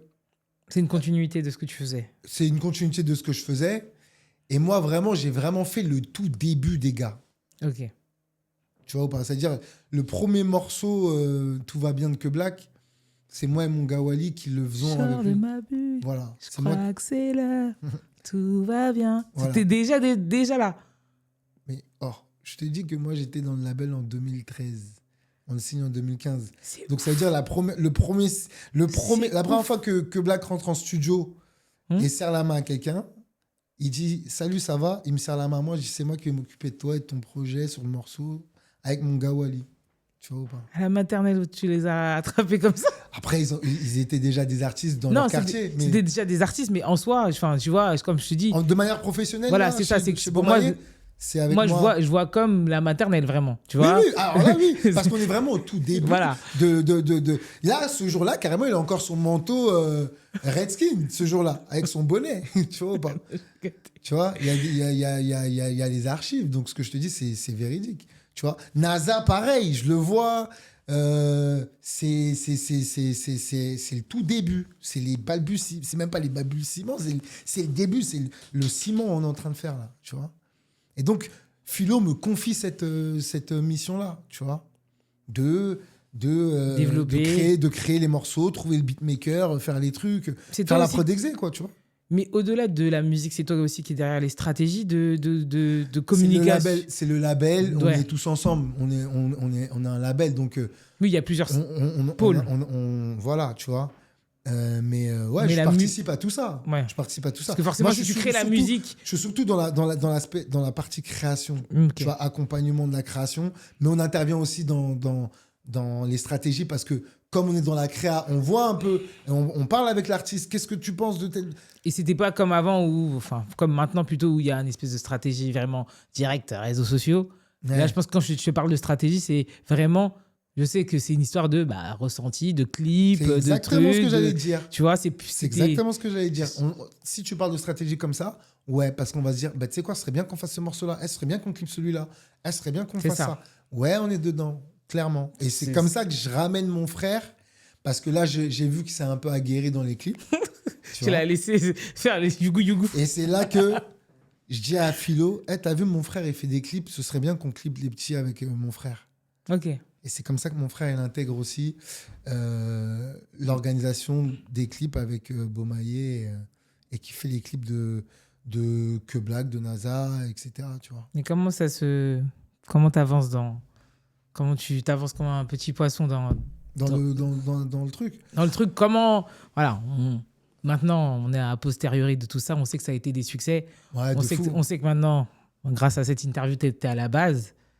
Mais du coup, comment toi, tu as navigué jusqu'à quelle période? Est-ce que, alors qu'il était toujours avec Philo, est-ce qu'il y a eu une cassure? Est-ce que... Non, Philo, ça reste mon frère, mais il est réémigré en Afrique, tu vois. Ok. Là, maintenant, il est basé au Congo. Il a monté ses affaires au Congo, tu vois. Mhm. Mais Philo, c'est mon frère. On est toujours... on s'appelle, on se truc, on se big up, tu vois ce que je veux dire. Et s'il y a des choses à faire avec Philo, je serai toujours quelqu'un qui sera très reconnaissant envers lui, tu vois ce que je veux dire. Mais aujourd'hui, je te connais comme très proche de Club Black. Ouais. Mais qu'est-ce que t'es pour Club Black? Qui t'es? T'es qui, toi, en fait? T'es qui, Moi, finalement? je suis son ancien, comme il aime bien m'appeler. C'est-à-dire que j'ai fait toutes ses prods exés sur tous ses projets. Tu Ok. vois. Et le management adjoint avec le manager, qui est mon bras droit aussi, qui s'appelle Kevin, tu vois.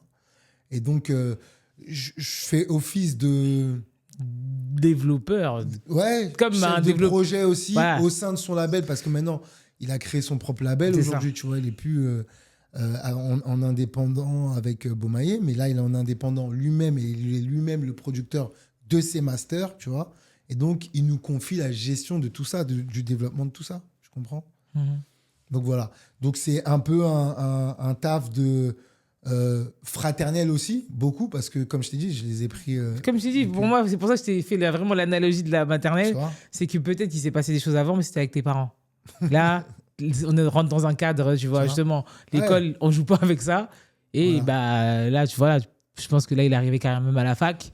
Il est plus qu'à la fac, là. Voilà, Ça y est, tu vois c'est ce un que je veux adulte dire aguerri. Voilà, Tu c'est vois. ça. C'est que du coup, je pense que ça a créé une On a relation Voilà, particulière. fraternel, tu vois, on est des frérots avant tout. Et aujourd'hui, il s'est émancipé, tu vois. Et ça fait super plaisir qu'on ait réussi à le remettre sur les bons rails, tu vois. Parce qu'à un moment, on a eu une période un peu compliquée. Justement, forcément, si tu me dis que t'es qui pour que Black, je suis obligé de te parler de cette période qui était très compliquée. Ouais. Tu vois, j'ai reçu mon cher ami Younes Depardieu, que j'embrasse, qui m'a fait en soi comprendre la remontada. Moi, je l'avais jamais compris de ce truc-là parce que Ah ouais. je suis pas fan de foot déjà. Ok. Et je crois qu'en fait, je commence à comprendre avec ma vie que je suis fan de rien. Même pas de musique? Non, Sérieux? non. En fait, je suis pas fan. J'aime, Ah oui. mais je suis pas Ok. fan. Et j'ai vraiment, je conscientise maintenant que c'est quoi être fan, truc. Moi, c'est pas mon truc. En fait, je suis pas fan de quelque chose. Mais c'est comme ça, c'est la vie. Et du coup, quand il m'a expliqué la remontada, maintenant que j'ai compris et que j'ai terme. intégré le terme et tout, c'est ce que vous avez fait avec Que Black. C'est Mais une remontada, ouais. personne n'y croyait, personne ne voyait sur les chiffres, sur les trucs. Enfin, ça n'arrive pas souvent. Mais ça n'arrive quasiment dans la carrière d'un artiste. Je pense que ça nous arrivera qu'une seule fois. Je suis totalement lucide. Un truc comme ce qu'on vient de vivre là, c'est une fois dans la vie d'un artiste. J'allais dire, Parce que tu sais... j'allais dire je sais pas, parce que on a l'exception qui confirme la règle. Bien sûr. Gims, il a eu plusieurs primes. Oui, bien sûr, c'est vrai. Et pour moi, c'est l'exemple qui Mais confirme la règle moi, je te parle de la remontada comme moi, je la vois là. Ok. Ça se vit qu'une seule fois. Parce qu'on ne pourra pas descendre aussi bas qu'on est descendu. Et Ok. remonter aussi haut d'un coup. En fait, enfin, d'un coup, non, parce que ça ne s'est pas fait d'un coup. Mais Du c'est coup, pour te faire comprendre comment ça se passe justement quand ça va mal? Bah, Déjà, comment ça tombe? Et comment ça se reprend? ça tombe parce que, tu sais, la musique, tu as ce que j'appelle la hype d'un rookie au début. Donc, au début, tu es le rookie. Donc, tout le monde te voit, tout le monde te truc, tout le monde te shout out, tout le monde te truc. C'est lourd. Mais une fois que tu sors ton deuxième projet, il faut confirmer. Tu vois. Et quand on sort un troisième, là, c'est pas la confirmation, c'est soit t'es un artiste, soit tu l'es pas. Mais quand tu rates ton troisième projet, là, on dit, ah bah vas-y, lui, en fait, ah, lui, laisse tomber. Et en plus de ça, il y a de la concurrence qui arrive parce que sur ton terrain, bah, t'es pas le seul. Donc, il y a des nouveaux rookies qui ont leur hype de rookie. Donc, toi, t'es perçu comme, vas-y, lui, ça y est, c'est mort. C'est un tonton, genre. Ça y est, vas-y, lui. Oh, c'est un vas-y, lui. Pff, flemme. Et donc, t'es dans cette période-là où t'es là avec l'artiste. Tu crées des choses, mais personne ne les voit. Tu as l'impression, tu te mets dans des sacrés doutes. Tu te dis, wesh, putain, est-ce qu'on va y arriver? Mais tu y crois quand même, tu vois. Mais ça te met des doutes parce que nous, on préserve l'artiste des échos qu'on a dans l'industrie. Ouais. Parce que nous, on ne le dit pas à l'artiste. C'est tout Parce ça. que ça fait partie de notre travail, de ne pas lui dire, pour pas qu'il s'inquiète. Non, c'est pour ça que je t'ai Parce dit que j'ai été un artiste, donc vraiment, je sais. c'est pour ça que je te dis vraiment, je te fais l'analogie et de l'école avec la maternelle et des parents, parce que c'est ton rôle de protéger ton enfant. Tu as tout compris. Et là, protéger ça a un été artiste, comme tu dis, surtout dans un moment comme ça, c'est limite ta priorité. Il faut pas qu'il désespère. Il faut toujours qu'il ait le goût du truc, de créer. Donc, malgré tous ces trucs-là, faut aller avoir la force d'aller en studio, d'y aller, de créer, d'essayer de sortir des trucs. Quand tu sors, tu vois les chiffres sont pas bons. Ah, mais tu gardes quand même ce truc. T'as vu, moi, j'y crois parce que je le trouve tellement fort. C'est impossible qu'on n'y arrive pas. En fait, il est trop fort. Il est trop bon.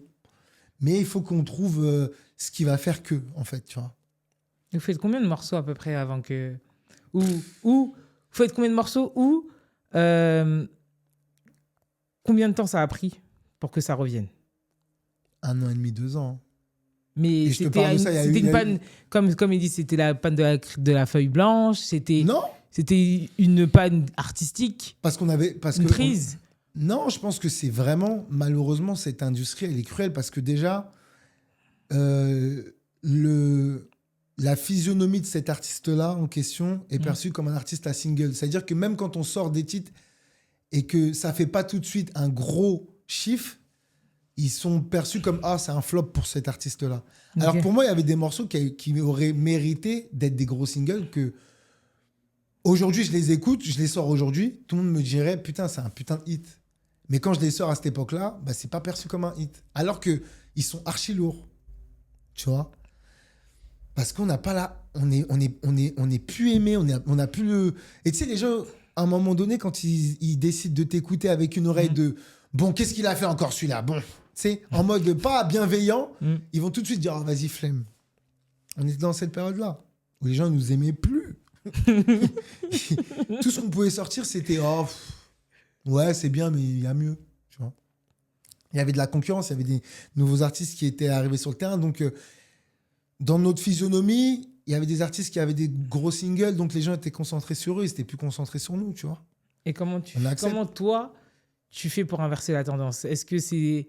Parce que tu vois, là, je vais reprendre ce que j'ai moi vécu, parce que j'étais une petite dans l'industrie. Mais moi, je vois Joss venir taper à la porte de tout le monde pour en gros, dealer rênes de Dadju. Ouais. Et je vois que plein de gens, notamment moi, quand j'étais à la radio... T'as pas voulu le prendre. Non, les gens, ils disaient, en gros, si la famille, tu vois, on va passer parce que c'est la MIF, mais en vrai, et encore, pas du tout. Et c'est pour ça que, si là, moi, je vois l'histoire, parce que je vois l'histoire se créer devant moi. T'as vu que je suis venu quand même taper à vos portes aussi. Oui, c'est pour ça. Tu vois. Mais... Et c'est comment toi, parce que là, je pose la question à toi. Un jour, je poserai la question à Black. Mais en gros, comment toi, tu le vis, ce rejet? Parce que c'est toi l'envoyé spécial qui est au courant que là-bas, c'est la guerre. Tu fais semblant devant... Voilà, le communiqué, c'est « Non, nous sommes bien. La France n'est pas en train de partir en vrille. » Toi, voilà. Mais en fait, au fond, là, tu sais qu'il n'y a plus d'argent dans les caisses. Je sais que c'est chaud. La guerre, elle est à 2 minutes. Comment toi, tu le vis, justement? Mais tu veux que je dise quelque chose? J'ai tellement... Tu sais, j'y crois tellement parce que je sais ce qu'on prépare. J'y crois. C'est-à-dire, je me dis, il faut juste le morceau. J'y crois, c'est-à-dire, je lâche pas l'affaire parce que je me dis, c'est impossible. En fait, tu sais, c'est nous qui faisons la musique en vérité. C'est-à-dire, c'est nous qui créons ce que vous allez aimer. Okay. Donc, comme je suis dans ma cuisine avec mon artiste et que je sais ce qu'il est capable de faire et je sais ce qu'il fait et que nous, avec le manager, on est ensemble, on draine quelque chose à l'artiste, on l'aide à ne pas lâcher l'affaire, tu vois, tout simplement, tu vois. Et on sent que il a de l'amour pour le truc. À un moment donné, il y a un morceau qui va passer. Et ils vont s'en rendre compte. Mais j'avoue que on toque à des portes, ça nous ferme les portes, on est en pétard, on se dit, wesh, c'est une dinguerie. Oh, non, mais c'est pour ça que je dis ça, c'est que ça, je l'ai vécu. Et tu vois, moi, comme je dis, j'étais un baby, donc pas de droit de parole, juste je regarde. Voilà, les gens, ils ont fait ça. Oh, voilà. Mais après, quand je vois le succès de ce que c'est devenu Reine, et tu vois, pour en avoir discuté avec Joss, il m'a dit c'était trop dur. Il m'a dit, toi, t'es là, T'es comme un fou. Tu vois, il m'a dit, tu vois le Mais fou tu de la vois, guerre c'est là. ça. Il a dit, c'est cette sensation que les gens ils sont là. Putain, Mais enfin, on je vais même on te- te laisse faire ta vie, regarde, mais t'es Je fou. vais même te faire une anecdote. Je vais te faire une anecdote. Parce que là, tu parles de Rennes. On va parler de la remontada de Que Black et du morceau qui le fait remonter. Laisse-moi. Laisse-moi. T'as vu au moment où on sort, on n'a plus de maison de disque, il n'y a plus personne avec nous. Ok. On va en maison de disque pour le présenter. Il y a des gens qui nous ont dit, mais frérot, Tu joues à quoi encore? ce morceau-là, c'est pas avec ça que tu vas revenir, en fait. C'est pas ça, là. Et nous, on se regarde, on est là. Tu sais, Que Black, moi, le manager, tout, on est là, on se regarde en mode, mais ils sont sérieux, là? Ils entendent pas ce qu'on entend, ou on est fou. Tu vois ou pas? Tu vois, tu captes, on se dit, mais wesh. Et c'est censé être eux les professionnels du bail. C'est censé être eux qui sont censés nous accompagner. Ils n'entendent pas ce qu'on entend. C'est là que je te dis que nous, on y croit parce qu'on persévère, parce qu'on est tous les jours en studio. On crée le truc.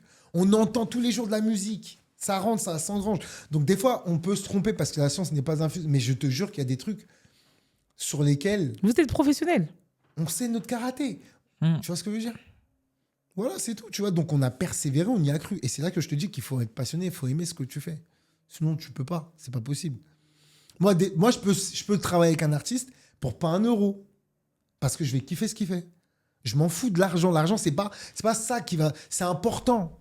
Tu vois ce que je veux dire? C'est important. On est dans une vie, frère, dans la France de Macron aujourd'hui.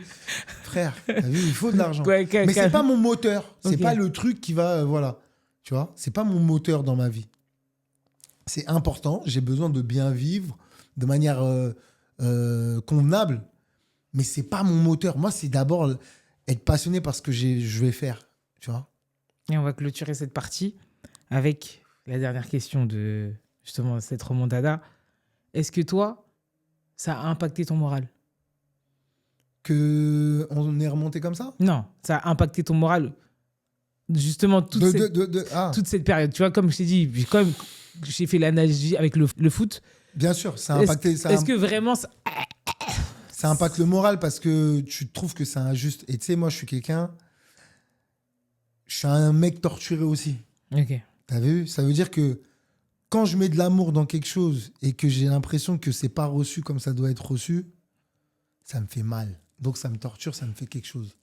Et là, en l'occurrence, mettre autant d'énergie et de voir que c'est pas perçu comme ça doit être perçu, ça fait mal. Donc ouais, ça m'a fait quelque chose. Mais j'ai toujours cru. Je te Non, jure. croire, c'est pas ça le sujet. On croit tous en Dieu, Ouais, mais on a mal. ouais, c'est vrai. Ça, c'est vrai. c'est la réalité de la vie, C'est ça, vrai. carrément. C'est vraiment croire, tu peux croire, mais tu peux quand même accepter que là, ça m'a touché. Non, c'est vrai. Ça m'a touché. C'est vrai, ça nous a touchés. Ça nous a touchés et on a fait en sorte de protéger l'intéressé pour ne pas que ce soit trop douloureux aussi, Lourd à porter pour lui. lourd à porter. Mais ça a aussi fait en sorte de lui donner des épaules, tu vois. Pour comprendre aussi Parce que... qu'une charge, c'est aussi ça, tu vois.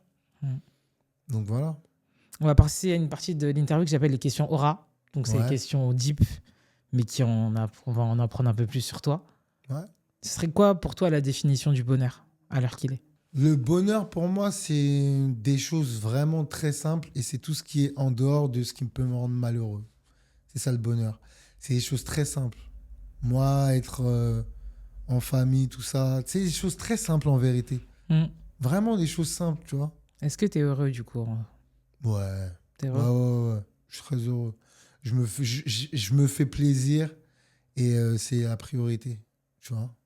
La priorité pour toi? Ouais, la priorité, c'est de se faire plaisir. Je sais que tu as fait beaucoup de musique. Ouais. Et si tu devrais écrire une dernière punchline et plus jamais, on va dire plus jamais toucher à la musique, c'est comme en gros, voilà, c'est une partie de ta vie que tu rayes complètement. Qu'est-ce que tu écrirais? Putain, très bonne question. J'ai une punchline que j'avais mis à l'époque dans mon...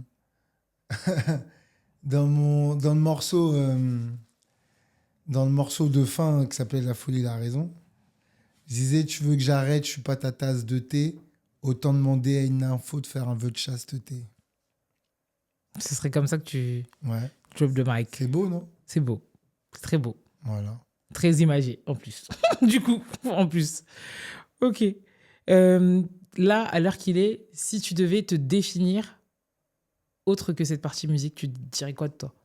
Un homme fiable, un homme loyal surtout, ça c'est important. C'est important, c'est des valeurs qui sont très importantes chez moi. La fiabilité, la loyauté, endurant et prêt. T'as vu? Prêt, je suis un combattant. C'est la bagarre. Ouais, de fou. Ça a été quoi justement le plus gros combat de ta vie? Le plus gros combat de ma vie, c'est de faire entendre, de faire entendre ses idées et de réussir à les concrétiser. Que ça soit que c'est pris du temps ou pas, de voir que ça fonctionne et que au final, ben voilà, tu vois. C'est ça le plus gros combat de la vie. Et de réussir à devenir ce que je suis devenu sans avoir forcément poursuivi mes études, ça aussi, c'est un putain de combat. Tu vois.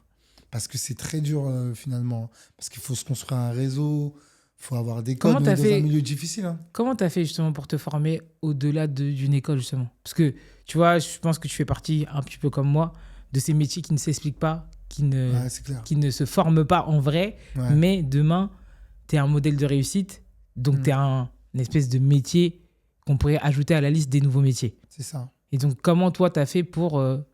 tu vois, là, je vois, il y a beaucoup quand même de formations pour justement devenir manager, pour être un bon producteur, etc. etc. Toi, tu n'as pas eu ces écoles. On n'a pas eu tout ça.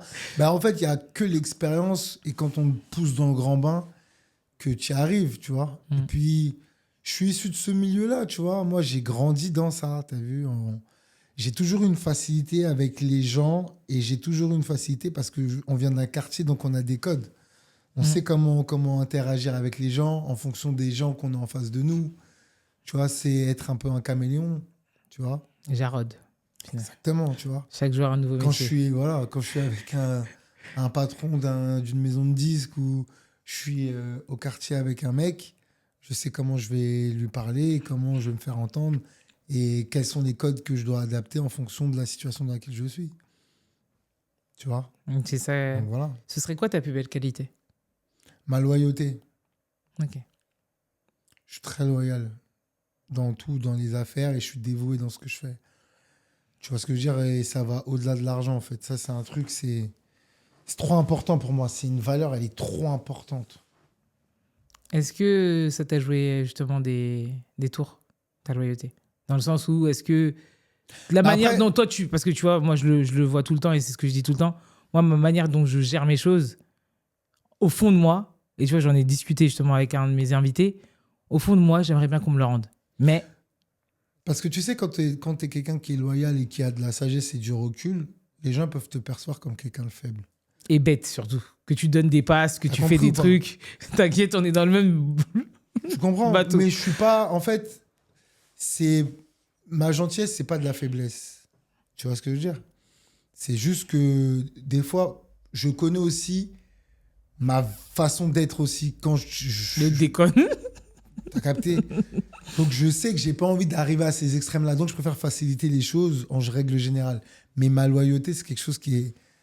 Genre vraiment, tu peux pas faire plus loyal que moi dans le business. Genre, je suis vraiment très loyal.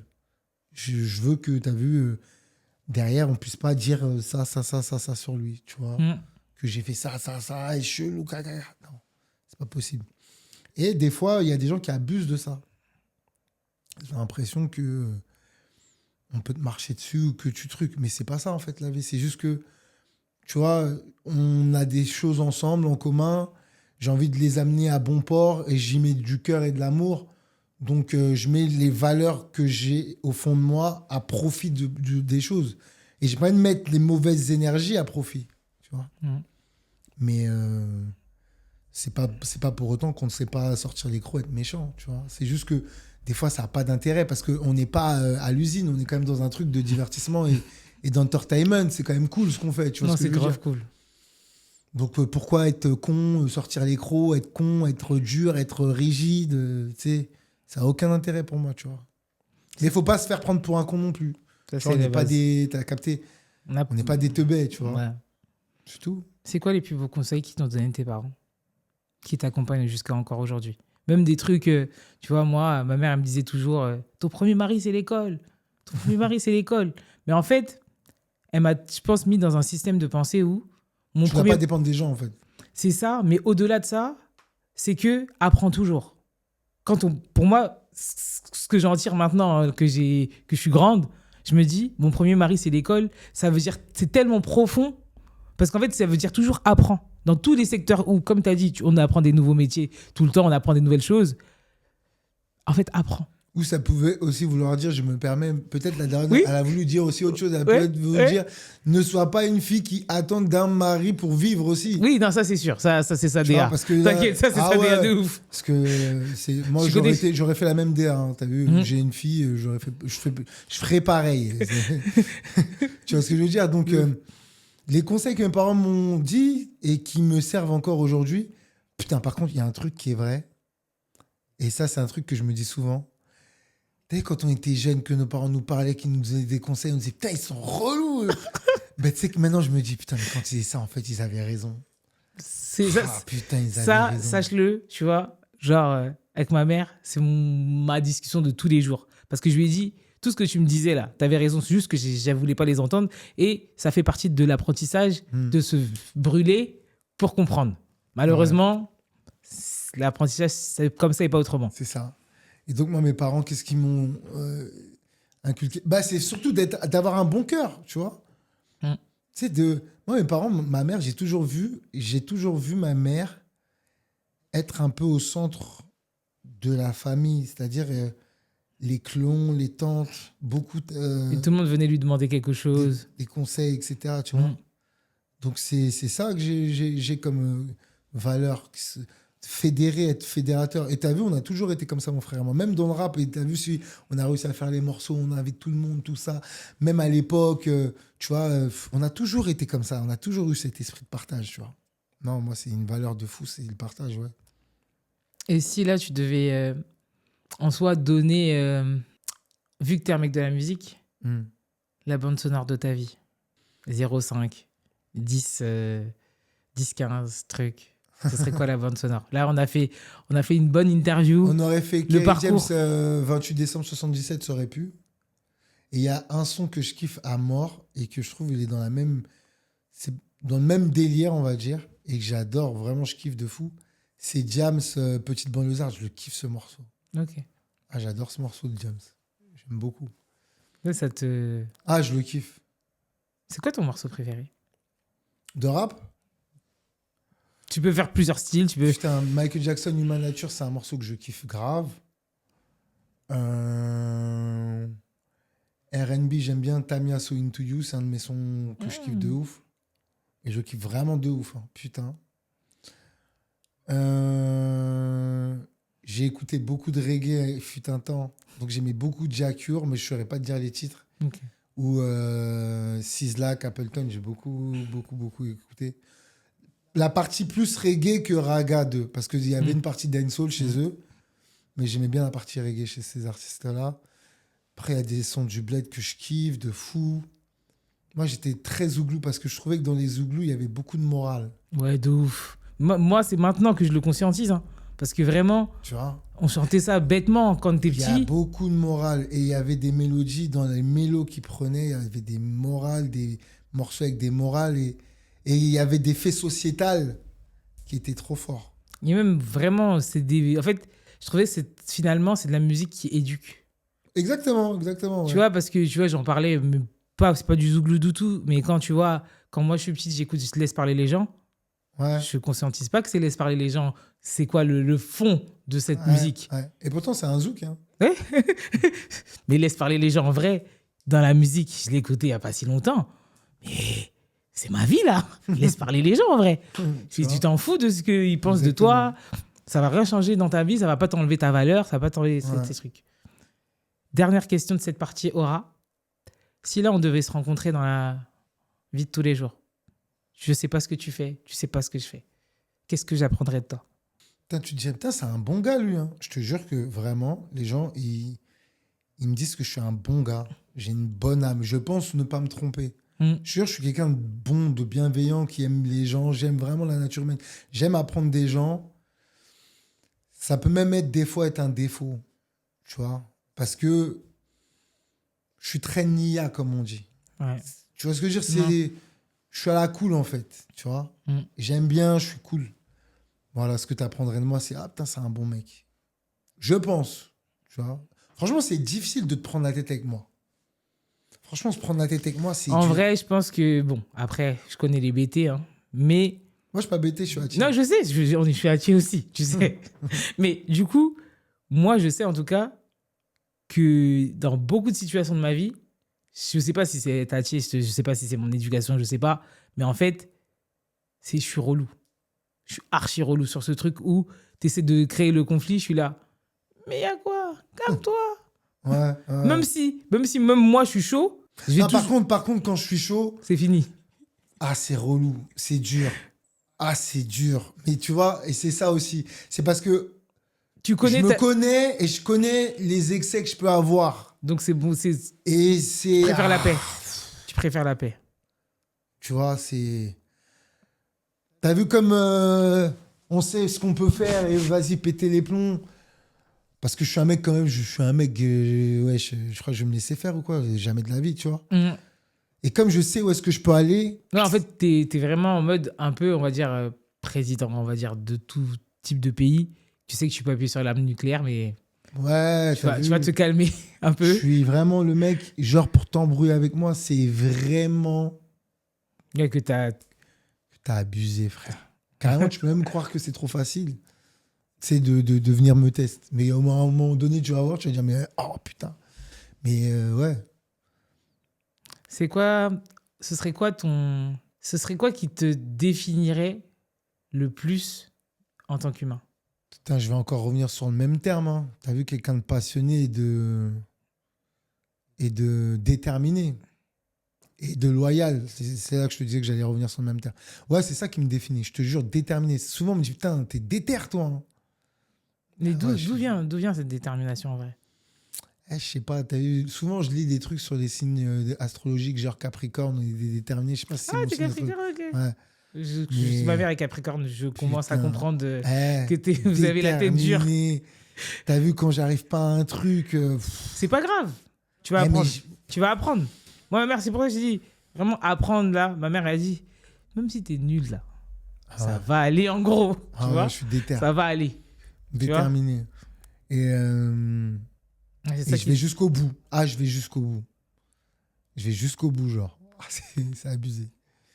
On va passer à la dernière partie, l'interview date. Je pense que ça s'est bien passé. On a passé un bon moment. On a bien rigolé. Ouais, de ouf. Et là, je vais te poser des questions toutes simples, comme un date. Vas-y, je t'écoute. Ce serait quoi ta couleur préférée? Moi, c'est le noir. Et pourquoi? Parce que lorsque je regarde un peu le contenu de mes baskets, de mon armoire, j'ai beaucoup de noir. Et j'ai l'impression que c'est une couleur qui est une couleur qui me va bien. Va bien au teint ou va bien parce Ça que me c'est va profond? bien. Ça me va, je kiffe. Je Ok. sais pas, j'aime bien tout ce qui est noir. Je trouve que ça fait classe, c'est propre. Tu vois, les gens ils diront noir, c'est noir, s'il n'y a plus d'espoir, le cœur noir, tout ce qui est noir. Moi, je trouve que c'est une belle couleur. Ok. Tu vois? C'est quoi ta boisson préférée? Oasis. Mais lequel? Du coup Tropical. En premier? Faut pas se tromper. C'est pas le orange. Des fois, il y a le orange, mais c'est pas le orange, tropical. c'est horrible. T'as compris? Moi, c'est tropical. Après, il y a le pomme poire. Et après, pomme poire, c'est quelque chose. Hein? Non, moi, je t'ai dit tous les dérivés, ça passe pas. Non, tropical, c'est classique. C'est vraiment... Carrément, je me pose la question si l'industrie agroalimentaire et surtout de l'Oasis, c'est parce qu'ils ont dit du goût et de l'eau, c'est leur slogan. Mais est-ce qu'il y a beaucoup d'eau? Parce que il y a beaucoup de sucre. Hein. C'est quoi ton plat préféré? Ou tes plats préférés? Moi, franchement, je suis un mec baserie de fou. Moi, c'est premier sûr à 100%. C'est-à-dire, demain, tu me dis, c'est quoi mon dernier plat? Faut que je mange un tièbe. Okay. J'aime trop ça, mais de fou. Poulet au poisson au blanc au agneau au bœuf, c'est tièbe. J'aime trop. Et t'en as d'autres? Ouais, j'ai la tchéké aussi. J'aime beaucoup. Putain, on va me prendre pour un truc. Mais j'aime beaucoup la tchéké. C'est un plat de Côte d'Ivoire. C'est de la semoule de manioc. Donc, on peut la manger avec différents condiments. Voilà, poulet, poisson ou truc. Et j'aime beaucoup les pizzas. Je suis un mec, j'aime beaucoup les pizzas aussi. Je suis pas un mec des pâtes. Je suis plus, t'as eu dans les Mais pizzas, pizza, c'est quoi ta pizza préférée alors? 4 fromages basse crème fraîche. Ça, c'est ma pizza. Dans tout, si demain, là, une pizza de base, tu prends ça. 4 fromages basse crème fraîche. Et surtout, mettez-moi les fromages qui sont les plus forts. Moi, j'aime bien les fromages qui ont du caractère. J'aime pas les fromages yougou, là. Tu vois. Là, c'est une question difficile. Ouais. Peut-être pour toi. Dans toute la nourriture de la Côte d'Ivoire, Ouais. toute, tu supprimes un plat. Tu es le président du monde, tu supprimes le plat, il n'existe plus.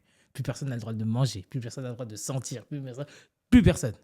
C'est toi qui décides. Ouais. Bon, tu choisis quoi? Moi, de mon goût, hein. J'ai bien mon goût. Non, c'est ça, mais Et chacun. pourtant, c'est pas bon de Moi, je l'enlever. supprime le plat Cali, hein, pour te dire. Eh ben, j'allais dire la même chose. J'allais dire le gombo. Et donc, c'est le placali avec la sauce, là.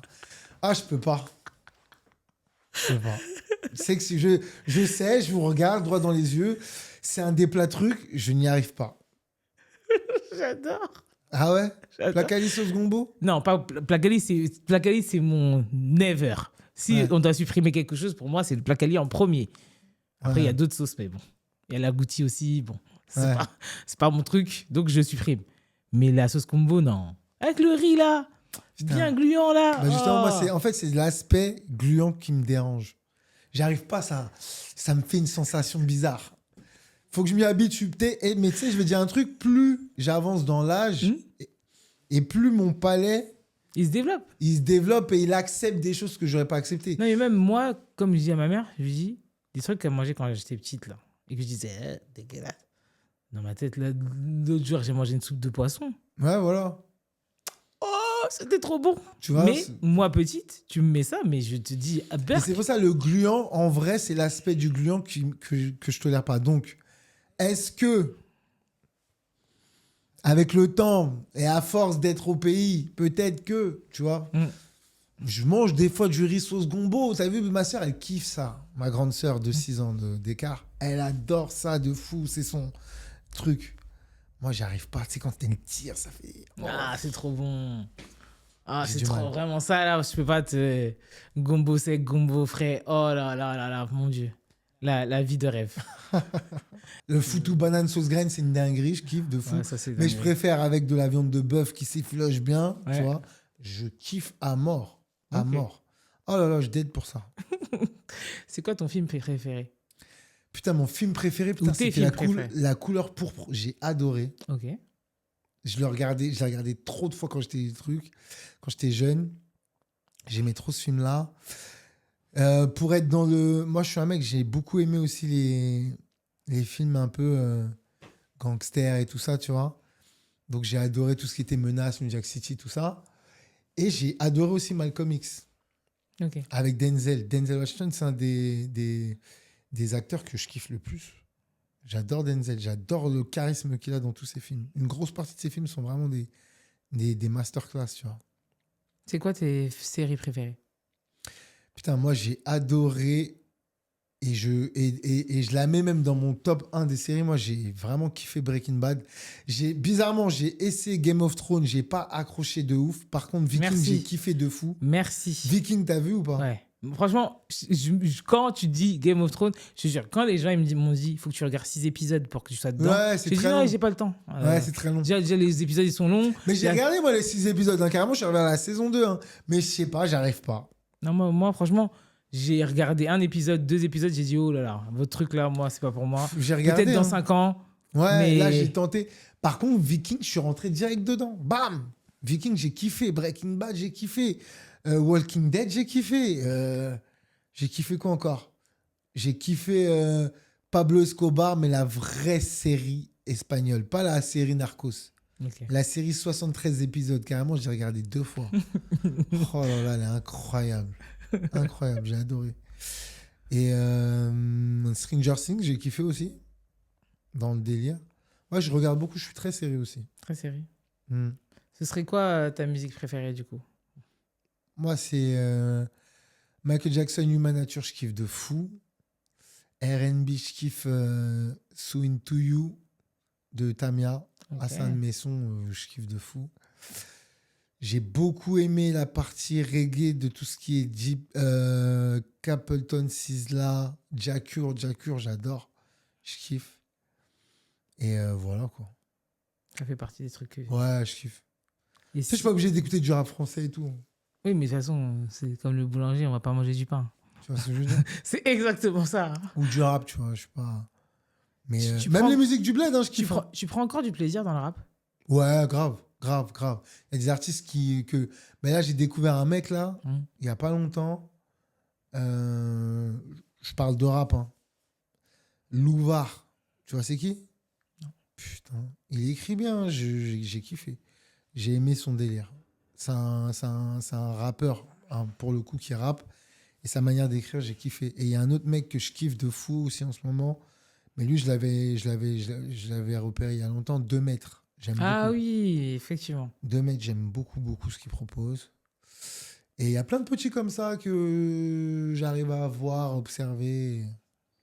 Que Que je kiffe. tu regardes. Ouais. Ce serait quoi ton plus grand rêve que tu n'as pas encore accompli? Le plus grand rêve, ce serait... moi, je suis un mec, je kiffe voyager. Donc, ce serait vraiment voyager sans contrainte, sans truc, pendant, je sais pas moi, 4-5 mois, genre. C'est Ouais. pas avoir de... Ouais, tous tes business, ils sont oh gérés. putain, faut y aller là, putain, vite, Non, c'est vraiment, je voyage et je déconnecte. Et je vais partout où je veux, genre pendant 6 mois. Je suis en Asie, je reviens en Afrique, après je termine, je vais là, je suis à un truc. Ah, j'aimerais trop. Ça, c'est vraiment un rêve. Ça va se réaliser. Inch'Allah, j'espère. On est déterminés, on a dit. En tout cas, même si on a 55 ans, on sera dedans. Voilà, t'as capté. Si là, pour une dernière question, tu pouvais dire ce que tu ressens à l'instant T. Là, après tout ce qu'on... Là, tout de suite, à l'instant T, je ressens une très grande satisfaction parce que ça fait du bien de se replonger dans ces souvenirs. Parce que si on prend pas la parole, les petites anecdotes, c'est ça qui crée l'histoire aussi, tu vois. Donc, il y en a peut-être qui vont apprendre des choses, donc c'est cool. Et puis, c'est bien d'avoir ce pouvoir, entre guillemets, de transmission via vos canaux, tu vois, les podcasts. Donc, je trouve que c'est très intelligent. Donc, ça fait plaisir. Ça me fait plaisir que tu m'aies donné la parole et que j'ai pu, excuse-moi, parler de mon expérience, etc. Donc, c'est de la satisfaction, de l'apaisement, c'est cool. Ça fait plaisir. C'est de la nostalgie aussi, parce que revenir sur des souvenirs, ça fait toujours un petit quelque chose, tu vois. Et pour se donner un nouveau rendez-vous, ce serait quoi la suite pour toi? Là, si je te donnais la baguette magique, de l'argent, de trucs, de ci, de tout, la baguette magique, si là, tu pouvais avoir la vie de rêve demain, Ce serait quoi la vie de rêve? ce serait quoi? Non, ce serait peut-être quoi? Peut-être les étapes que tu prépares, ce que tu as envie dans les prochaines années, ce que tu as envie dans... Comme je t'ai dit, là, on se parle aujourd'hui, mais Là, tout on de se suite, reverra là, comme ça. On fera la Inch'Allah, suite. Si on se revoit, déjà, donne-moi la santé, c'est la priorité. Donne-moi une santé de fer, que je suis encore combatif dans la vie, que je vois mes enfants grandir dans le bon, qui sont bien éduqués, qu'ils soient des bonnes personnes, qu'ils aident leurs prochains, tu vois. Moi, c'est ça, hein. C'est ça mes prochaines étapes, que mes business ils continuent à fleurir et à créer des moments de joie pour les gens, parce que dans les business dans lesquels je suis, bah, c'est des business qui, je le dis, voilà, dans la restauration et dans l'événementiel, le clubbing, tu vois. Donc, que les gens prennent du plaisir, kiffent, voilà, tu vois. Parce que c'est ça, c'est communiquer de la joie, en fait, ces business-là, tu vois. Mais du coup, je t'ai pas posé cette question, je suis obligé de refaire encore une question. Mais en soi, est-ce qu'il y a des rêves que tu n'as pas encore atteints dans la musique? Dans la musique, Est-ce qu'il y a des artistes avec qui peut-être tu aurais voulu travailler, tu n'as pas encore bossé? Est-ce qu'il y a des trucs comme ça encore que tu as, des cages que tu veux cocher, peut-être faire un nouvel artiste et de faire ça comme ça, comme ci, comme truc? Ouais. Après, t'as vu, travailler avec un artiste, c'est travailler avec une âme. C'est travailler avec un humain derrière, tu vois. Donc, faut qu'il y ait un feeling, faut qu'il y ait... C'est une aventure humaine, hein, t'as vu, avant tout, hein, tu vois. Donc, moi, avant d'accepter, je t'ai dit, au-delà de l'argent, t'as vu, c'est s'engager dans une vie avec un individu qui va croire en toi, parce que quelque part, il va te confier un peu sa vie, tu vois. Donc, refaire un artiste dans le bon, ouais, pourquoi pas, t'as vu, avec qui je partage des valeurs communes, qui est fort, qui est passionné, qui a la dalle, bah, franchement, tous les jours, je le fais, ça. Ça me ferait plaisir, carrément. Mais t'as vu, ça, en fait, je cours pas derrière ça. Si ça se fait, je le fais. Si ça se fait pas, bah, ça se fait pas, tu vois. Parce qu'il faut que ça reste dans le bon. Par contre, je continuerai toujours à, tu sais, des one-shots avec des artistes, peu importe qui, tu vois. Ouais, tu aides comme Voilà, finalement, la continuité de ce que tu faisais. Voilà, exactement, tu vois.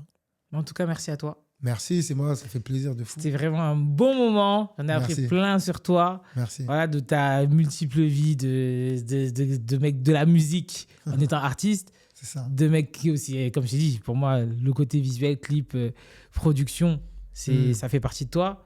Ouais. Et aussi de tes nouveaux bébés, que j'espère que ça va être tes seuls bébés peut-être, mais tout ce que tu prévois avec la restauration, le fait d'investir au pays. Ouais, Peut-être grave. que, voilà, la musique, tu lui diras bisous, j'ai trouvé de nouveaux amis. Ah, peut-être je vais trouver un mec au bled, hein, parce qu'attention, il y a grave des talents là-bas. Hein.